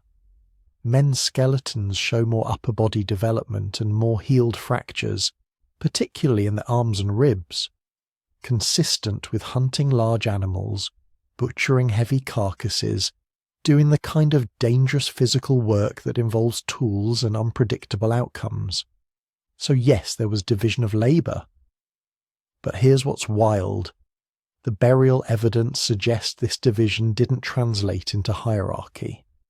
Women who spent their lives grinding grain were buried with as much respect and as many goods as men who hunted. The work was different, but the value assigned to it seems to have been roughly equivalent. There's even evidence that some individuals crossed these gender lines. Several burials show skeletal patterns that don't match their burial goods. A body with typically male skeletal markers buried with typically female goods, or vice versa. This could mean several things. Maybe these were individuals who performed work typically associated with the other gender. Maybe Çatalhöyük had social categories beyond our simple male-female binary. Or maybe gender just wasn't as rigidly enforced as we automatically assume it must have been. We don't know. But the evidence suggests flexibility, not rigid hierarchy. And that's important because it tells us something about how the society maintained cohesion without obvious leaders. Without a central authority to enforce rules, social control had to come from somewhere else. The evidence suggests it came from everywhere at once. The tight physical proximity, the shared walls, the rooftop pathways that meant everyone could see everyone else's business. You couldn't hide much in Çatalhöyük. Your neighbours heard your arguments, smelled your cooking, knew when you were home and when you weren't. This created what anthropologists call peer policing. Everyone watching everyone else, social pressure from all directions simultaneously. Step out of line, and you wouldn't face a judge or a police force. You'd face your neighbours, your extended family, the people you'd be living alongside for the rest of your life, and whose children would be living alongside your children. The archaeological evidence actually shows this in action. Several houses have doorways that were deliberately blocked with rubble, sealed shut while the rest of the house remained occupied. These weren't houses being abandoned or demolished. They were houses being partially closed off, access restricted. Archaeologists think this might be evidence of social sanctions, families who violated community norms having their access to shared spaces restricted, being partially isolated as punishment without being completely expelled. It's a clever solution, really. Harsh enough to matter, to genuinely punish bad behaviour, but not so extreme as to fragment the community or create permanent outcasts who might become dangerous. You're still part of the settlement, still physically connected to everyone else, but your social world has shrunk. You've been reminded that you need the community more than it needs you. Conflicts within houses were probably handled within the family structure, with elders mediating based on tradition and precedent. Conflicts between houses might have been brought to the history houses, where respected families with deep knowledge of custom could offer judgments that carried moral weight if not legal force. And if someone became truly intolerable? The evidence suggests they might have been expelled entirely. Several burials at Çatalhöyük show signs of violent death. Bodies with unhealed injuries, buried hastily without the usual ritual care. These might have been criminals or rule breakers who were killed or driven out and then later buried when their bodies were discovered. Or they might have been victims of inter-household violence that escalated beyond the community's ability to control. Violence was rare, but it existed. The society wasn't some peaceful utopia. It was 10,000 people crammed into close quarters with no escape valves, no way to just leave if you got angry or frustrated or couldn't stand your neighbours anymore. Occasionally things snapped, but the remarkable thing is how rarely they snapped. For over 1,000 years this system worked. Thousands of people across dozens of generations lived together without kings, without priests who wielded political power, without police, courts, or armies. They managed it through shared tradition, through the stabilizing weight of the past literally underfoot, through social structures that made everyone accountable to everyone else. It's perhaps the most successful experiment in non-hierarchical large-scale living in human history, and nobody even knows it existed. But Çatalhöyük wasn't alone. While those 10,000 people were living shoulder to shoulder in their honeycomb city without streets, something else was happening about 500 miles northwest. Something that would challenge everything archaeologists thought they knew about the first cities. Picture this: the Jordan Valley around 9000 BCE, a natural spring gushing out of the ground at a rate of about 1,000 gallons per minute, creating an oasis in what would otherwise be harsh, semi-arid landscape. And around that spring, a settlement that looked nothing like Çatalhöyük. This was Jericho, and it had walls. Not metaphorical walls, not boundaries made of custom and agreement, actual massive stone walls, 12 feet high and 6 feet thick, encircling the entire settlement. Walls that took thousands of hours of coordinated labour to build. Walls that announced to anyone approaching, this place is different. This place is defended. This place belongs to us. For decades, archaeologists debated which settlement deserved the title of first city, Çatalhöyük with its sprawling mass of interconnected houses, or Jericho with its clear defensive perimeter. The truth is, they were both pioneering different solutions to the same problem. How do you organize human society when thousands of people need to live together permanently? But Jericho came first, at least for the walls. When British archaeologist Kathleen Kenyon excavated Jericho in the 1950s, she found something that stopped the archaeological world in its tracks. Beneath layer after layer of later settlements, beneath Bronze Age ruins and Neolithic villages, she found those massive walls, and carbon dating put them at 11,000 years old, 1,000 years older than Çatalhöyük, nearly 3,000 years older than the pyramids. Think about what this means. 11,000 years ago, most of humanity was still living in small mobile bands, hunting, gathering, moving seasonally to follow resources. Agriculture was just beginning in a few scattered locations. Pottery hadn't been invented yet. Neither had writing. Metalworking was still 6,000 years in the future. And yet somehow, in this one spot in the Jordan Valley, people had organized themselves sufficiently to quarry massive stones, transport them to a construction site, and stack them into walls that would still be standing 11 millennia later.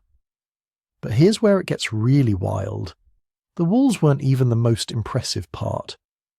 Inside the settlement, right up against the wall, sat a tower. Not a watchtower, not a simple platform. A massive stone tower, 28 feet tall and 28 feet in diameter at the base, with an internal staircase, 22 steps carved into the stones spiralling up through the centre of the structure to a flat platform at the top. When archaeologists first found it, they couldn't believe what they were looking at. This wasn't just functional architecture. This was monumental. This was a statement. This was people 11,000 years ago deciding to invest thousands of hours of labour into building something that reached toward the sky. The question that kept everyone up at night was simple. Why? Why would people who had just barely transitioned from hunting and gathering invest so much energy in building walls and towers? What were they defending against? What were they watching for? Or was defense even the point?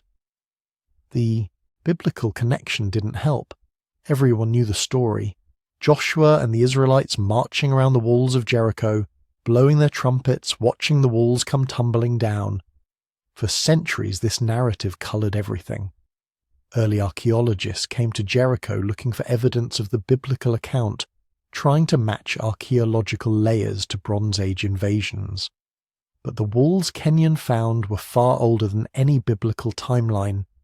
They dated to a period before recorded history, before writing, before the Israelites, before the Egyptians had even begun building their first monuments. These walls belong to a different story entirely, a story we're still trying to understand. The first theory was obvious. Defense. Walls keep enemies out. Towers let you see them coming. Simple, logical, fitting with how we understand fortifications today. But there were problems with this theory. The Jordan Valley 11,000 years ago wasn't exactly crowded. Population density was still incredibly low. Warfare, at least as we understand it, probably hadn't developed yet. There's no evidence of weapons designed specifically for human combat, no evidence of violent destruction at this early level. So what were they defending against? Some archaeologists proposed floods. The settlement sat near a powerful spring in a valley that could channel flash floods during the rainy season. Maybe the walls weren't meant to keep people out, but to keep water out, channeling floodwaters around the settlement, protecting the houses and the all-important spring. But other archaeologists pointed out that if you're just trying to manage water, you don't need walls 12 feet high. You need berms, ditches, channels. Flood control doesn't require towers with internal staircases. The latest theory is perhaps the most intriguing. The walls weren't functional at all. They were symbolic, a boundary between the civilized world inside and the wild world outside, a marker of identity, a way of saying we're not like those nomadic hunter-gatherers wandering through the valley. We are settled, we are permanent, we're different. And the tower? Some researchers think it was astronomical. Analysis of its orientation shows it aligned with the setting sun on the summer solstice, and on that day each year the shadow of a nearby mountain would have fallen directly onto the tower just as the sun set. Maybe it was a calendar, a way of marking the passage of seasons, or maybe it was ritual, a connection between the human-built tower and the natural mountain, between the community and the cosmos. We don't know. And there's something beautiful about that uncertainty, something that reminds us these were people with their own reasons, their own beliefs, their own logic that might have made perfect sense to them but remains mysterious to us 11,000 years later. What we do know is that life in Jericho was dramatically different from life in Çatalhöyük, where Çatalhöyük had no streets. Jericho had clear pathways between structures. Where Çatalhöyük had houses all at the same elevation, all pressed together, Jericho had distinct buildings with space between them. Where Çatalhöyük had no obvious public buildings, Jericho had that tower, that wall, structures that required community coordination to build and maintain. The houses were different too. Where Çatalhöyük's homes were entered through the roof, Jericho's houses had doors at ground level, opening onto those pathways. Where Çatalhöyük buried their dead under the floors, Jericho created dedicated burial areas, separating the living and the dead spatially. Even the economy seems to have been different. Çatalhöyük shows evidence of relatively egalitarian distribution of resources. Most houses were similar in size and contents, but Jericho shows hints of emerging hierarchy. Some structures were larger, better built, contained more valuable goods. Some burials were more elaborate than others. It's almost like they were running different experiments. Çatalhöyük testing whether humans could live in extreme density with minimal formal organization. Jericho testing whether walls and boundaries and clear hierarchies could help organize urban life. And here's what's remarkable. Both experiments worked. Both settlements thrived for thousands of years. Jericho was continuously occupied for over 4,000 years at this early period. Çatalhöyük lasted about 1,400 years. Both eventually collapsed, but not because the basic model was flawed. Both proved that large-scale permanent settlement was possible. The population at early Jericho was smaller than Çatalhöyük, probably around 2,000 to 3,000 people at its peak. But it was still massive by the standards of the time, still required solving all the same basic problems: water management, waste disposal, food storage, conflict resolution. They just solved them differently. Jericho's economy was based heavily on trade. The settlement sat at a crossroads, a natural stopping point for anyone moving through the Jordan Valley. The spring provided reliable water. The walls provided security. And gradually Jericho became a trading hub, a place where nomadic groups could exchange goods, where obsidian from Anatolia met shells from the Red Sea, where ideas and technologies from across the Fertile Crescent mixed and merged. Archaeological evidence shows Jericho's residents were trading with communities hundreds of miles away. They had access to materials that didn't exist locally, technologies that had been developed elsewhere. They weren't isolated pioneers. They were connected, part of a broader network of early agricultural communities stretching from the Mediterranean to the Persian Gulf. And they were innovating. The tower itself represents a level of architectural sophistication that wouldn't be matched for millennia. The stonework shows planning, mathematics, engineering knowledge. Someone had to calculate load-bearing capacities, design the internal staircase, coordinate teams of workers. This wasn't just piling stones, this was construction in the modern sense. But perhaps the most interesting difference between Jericho and Çatalhöyük wasn't physical, it was psychological. The very existence of those walls suggests a different relationship with the outside world. Çatalhöyük had no walls, no defences, nothing separating inside from outside except the mass of the buildings themselves. This suggests either incredible security or incredible naivety. Either they had nothing to fear, or they hadn't yet learned to fear. Jericho's walls suggest the opposite, a consciousness of boundaries, of us versus them, of the need to mark territory and defend it. Whether those walls were built to keep out enemies, floods, or wild animals, they represent a mental shift, a recognition that the world outside contains threats that must be managed.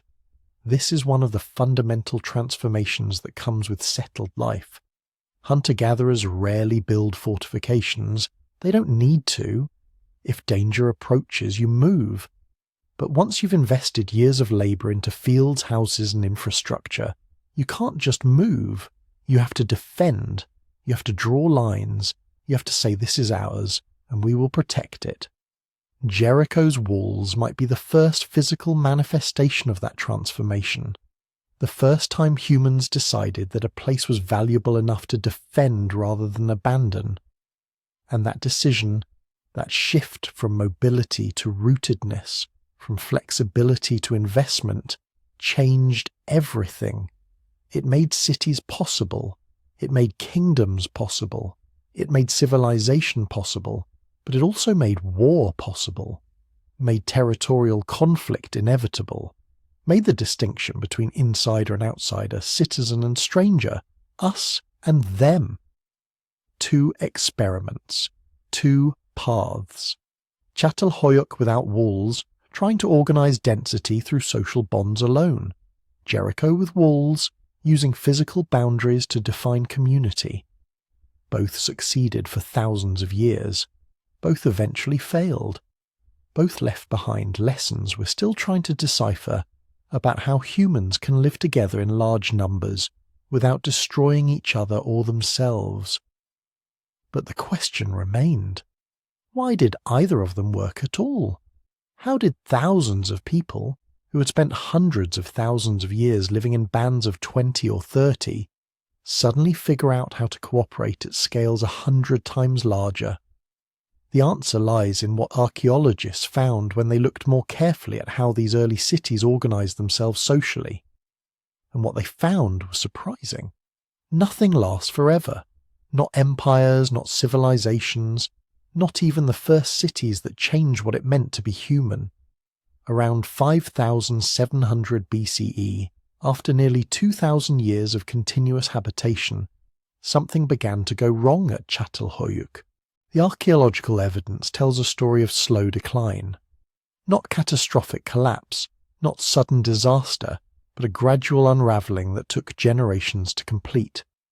The signs are subtle, but unmistakable. In the upper levels of the mound, the houses become smaller, less carefully constructed. The elaborate wall paintings that had covered interior rooms for millennia become simpler, then rare, then absent entirely. The burials show increasing signs of malnutrition and disease. Most tellingly, entire sections of the settlement stand empty.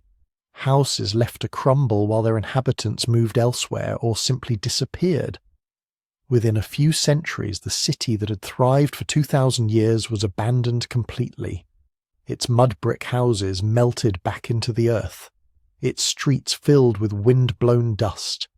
The hearth fires that had burned continuously for 60 generations went cold and stayed cold. By 5600 BCE, Çatalhöyük was a ghost town, a 20-metre-tall mound of archaeological remains that would lie undisturbed for the next 7,000 years. So what happened? Why did humanity's first great urban experiment come to an end? The honest answer is that we don't know for certain. The people who abandoned Çatalhöyük left no written records explaining their decision. They simply packed up whatever they could carry and walked away. But the physical evidence they left behind tells us several possible stories, and the truth probably involves all of them working together. First, there's environmental degradation. 2,000 years of intensive human habitation takes a toll on the landscape. The forest that had once surrounded Çatalhöyük had been cut down for timber and fuel. Archaeological analysis of wood remains shows that early inhabitants had access to mature oak and pine trees, but by the final centuries they were burning scrub brush and dried dung. The good timber was gone. The soil was exhausted too. Ancient crop remains from late-period Çatalhöyük show smaller seeds, evidence that agricultural yields were declining. Without modern fertilizers or crop rotation practices, the fields that had fed the city for millennia were wearing out. Each generation got slightly less food from the same amount of work. Eventually, the mathematics stopped making sense.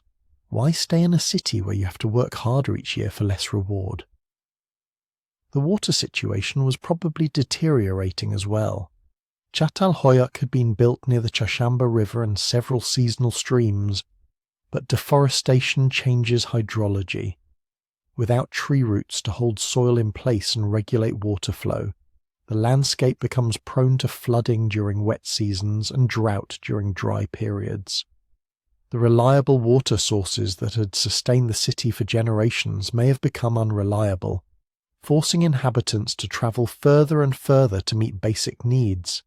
Then there's resource depletion of a different kind. Çatalhöyük's obsidian trade had made it wealthy for centuries, but volcanic glass only forms in specific geological settings. The nearest sources were already being mined intensively by multiple settlements.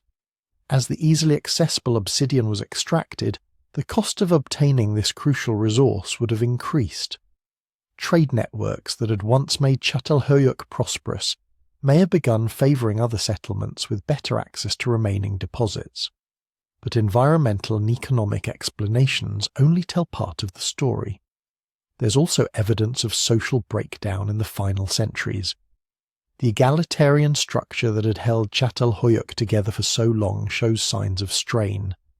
Some late-period burials contain significantly more grave goods than others, suggesting wealth inequality was increasing. The communal unity that had made living in such close quarters tolerable was fracturing. Disease may have played a role too. Dense urban living creates perfect conditions for infectious disease transmission. For 2 millennia, Çatalhöyük's inhabitants had maintained the delicate balance between population density and public health. But maybe that balance was becoming unsustainable. We know from skeletal evidence that disease burden increased in the later periods. Perhaps epidemics were becoming more frequent or more severe, convincing people that the urban experiment was no longer worth the risk. And there's one more possibility, perhaps the simplest and most human of all: better opportunities elsewhere. By 5700 BCE, the revolutionary idea of living in permanent settlements had spread far beyond Çatalhöyük. Dozens, maybe hundreds of similar communities existed across Anatolia and the Near East. Some of them had fresher fields, fuller forests, better access to trade routes. Why stay in a worn-out city when you could move to a younger settlement with more resources and more room to grow? The abandonment probably happened in waves. A few families leave, then a few more. Each departure makes life slightly harder for those who remain because there are fewer people to share the labour of maintaining the communal infrastructure. Eventually you reach a tipping point where staying becomes impossible, and the remaining inhabitants disperse, some joining relatives in other settlements, others perhaps founding new communities altogether. But here's what's crucial. The end of Çatalhöyük wasn't the end of the urban experiment. It was the beginning of something much larger. Those departing families didn't abandon city life. They carried the knowledge and skills of urban living with them to new territories, new opportunities. The archaeological record from the millennia following Çatalhöyük's decline shows an explosion of settlement founding across the Near East. It's like watching dandelion seeds catch the wind, spreading the urban concept across thousands of miles. By 5000 BCE, permanent settlements dot the landscape from modern Turkey to Iran. Some are small farming villages, but others are growing into towns and proto-cities. They're all building on lessons learned at Çatalhöyük and similar early settlements. How to organize large groups of unrelated families, how to coordinate labor for communal projects, how to resolve disputes without everyone killing each other, how to worship, trade, and live together in permanent proximity.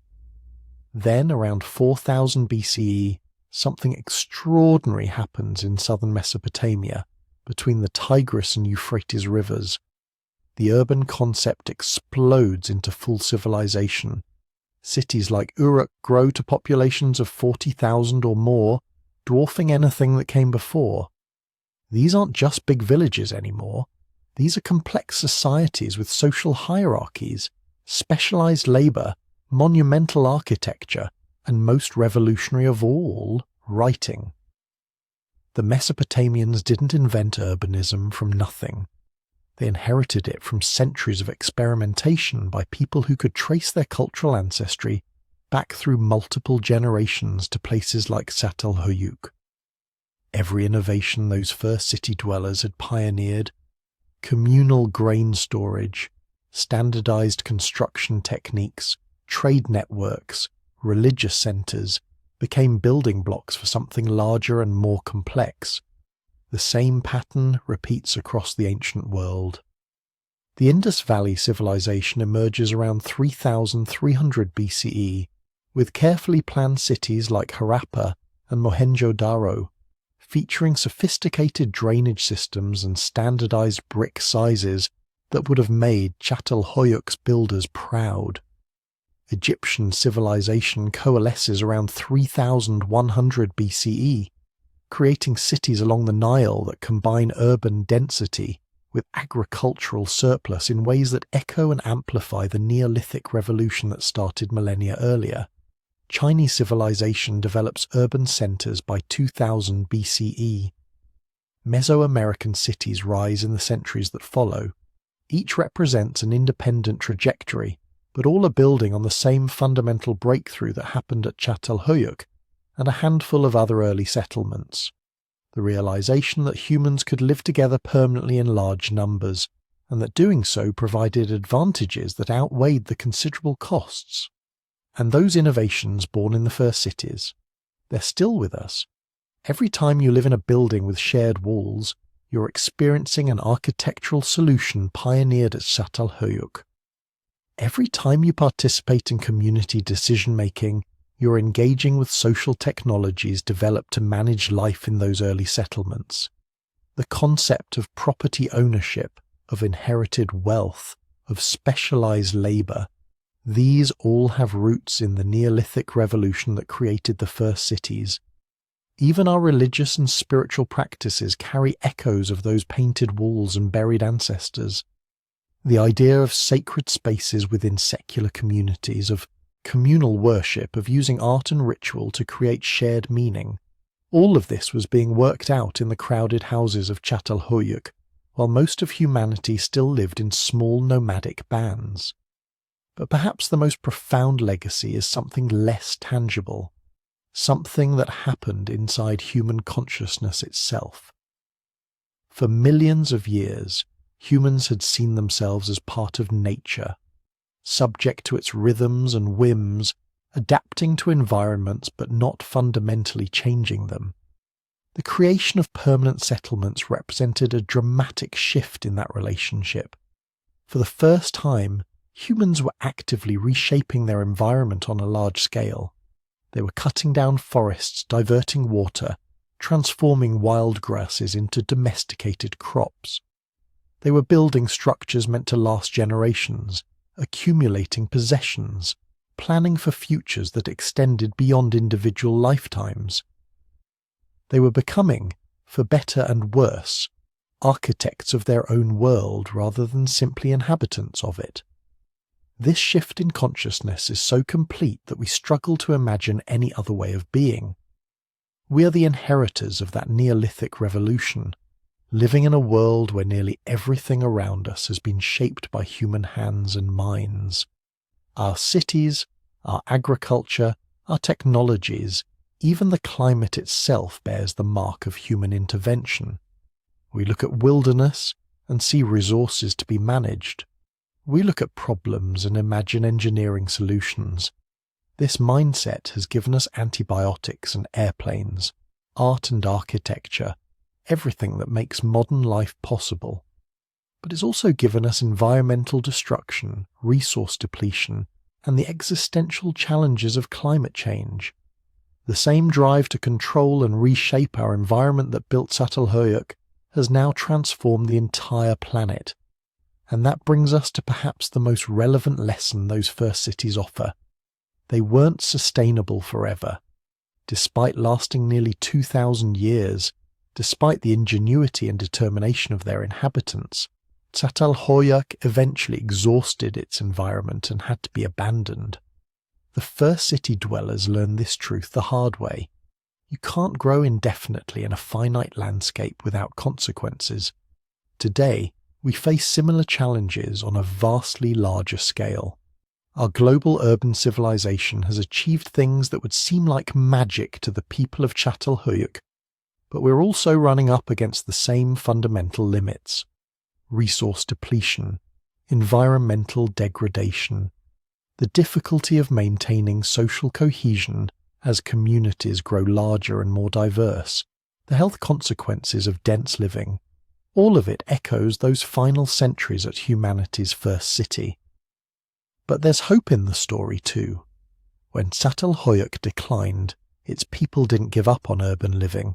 They adapted, they moved, they founded new settlements with lessons learned from both successes and failures. The urban experiment didn't end, it evolved, spreading and diversifying until it covered the planet.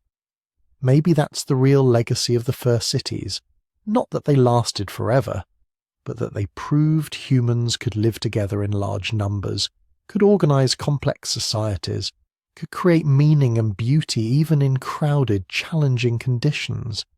And when one approach stopped working, we were creative enough to try something different. As we lie here thinking about those painted walls and buried ancestors, about the first humans who dared to build something permanent, we're connected to them across 10,000 years. Every city we live in, every community we build, every time we come together to solve collective problems, we're continuing the experiment they began. The walls of Çatalhöyük are dust now, but the idea they represented, that humans could reshape their world and live together in ways their ancestors never imagined, that idea has never been stronger. For better and worse, we're all children of the first city, still learning the lessons those ancient builders left behind. So here we are, at the end of a journey that started 10,000 years ago behind the oldest walls. But really it's not the end at all, is it? Every city you've ever walked through, every apartment building, every street corner where strangers pass without acknowledgement, every crowded subway car where people stand inches apart pretending the others don't exist, all of it traces back to those first experiments. Çatalhöyük, Jericho, the unnamed settlements we haven't even discovered yet, those first brave humans who decided to try something that had never been tried before, living together, not just families, not just clans, but hundreds, then thousands of people sharing space, sharing resources, sharing their lives with strangers. Think about what that took. These weren't people with instruction manuals. Nobody had written how to build a city for dummies. They were making it up as they went along, figuring out how to store grain without it rotting, how to keep disease from spreading when you're living wall to wall with your neighbours, how to resolve disputes without everyone killing each other, how to maintain your identity when you're surrounded by hundreds of other people doing the same thing. They were improvising solutions to problems that had never existed before, and somehow, despite all the violence, despite the diseases, despite the inequality that was already creeping in, Despite the fact that many of these first cities eventually collapsed and were abandoned, somehow the experiment worked well enough that we kept trying. Every generation building on what the previous one learned, every new settlement taking the lessons from the old ones and adding their own innovations. The walls got taller, the houses got more sophisticated, the art became more elaborate, the social structures grew more complex. And slowly, over thousands of years, we transformed from those small bands of hunter-gatherers moving across open landscapes into urban creatures adapted to life behind walls. We're still those same humans, carrying the same DNA, the same basic brain structure. But we've built a completely different world around ourselves, a world our ancestors could never have imagined. Cities of millions, buildings that touch the sky, networks connecting every human on the planet, and it all started with someone in a place like Çatalhöyük making a choice, deciding to stay, to plant seeds, to build walls, to invite others in, to try this crazy experiment of permanent settlement. Were they making history? Did they know they were changing everything? Probably not. They were probably just trying to survive, trying to make life a little easier for their children, trying to create some stability in an uncertain world. But that's how the biggest changes always happen, isn't it? Not through grand plans, but through small decisions that accumulate generation after generation, until suddenly everything is different. The walls of Çatalhöyük have been silent for 7,000 years now. The last fires went cold, the last voice spoke, the last child played in those narrow streets. But the echo of what happened there still reverberates through every city on earth. Every time we choose cooperation over violence, every time we share space with strangers, every time we create something beautiful, not because we have to, but because we can, we're channeling those first city dwellers. We're continuing their experiment. And here's the beautiful thing. We're still learning about them.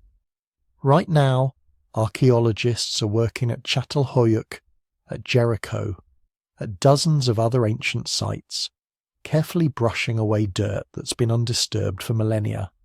They're finding new buildings, new artifacts, new evidence of how these people lived. Technologies like ground-penetrating radar and DNA analysis are revealing secrets that previous generations of researchers never could have discovered. Every few years, something turns up that changes our understanding completely. A new burial practice, a previously unknown trade network, evidence of foods we didn't know they ate. These ancient places aren't finished telling their stories, not even close. We're all descendants of that first urban gamble, all products of those experiments behind the oldest walls. The anxiety you feel in crowds, the comfort you take in private space, the way you navigate social hierarchies, the foods you crave, even the diseases you're susceptible to, all of it shaped by thousands of years of urban living that started in places like Çatalhöyük. We carry those first cities with us wherever we go. Thank you for joining me on this journey into deep human history, for spending this time exploring what life was really like behind the oldest walls. If you enjoyed this exploration, I'd be incredibly grateful if you'd hit that like button. It helps more people discover these stories. And if you have a moment, drop a comment letting me know where you're listening from. Are you in a modern city continuing the urban experiment, or somewhere quieter, closer to how our ancestors lived before the walls went up? I'd love to know. If you want to continue exploring human history with me, hit subscribe. There are so many more stories to tell, so many more mysteries to uncover.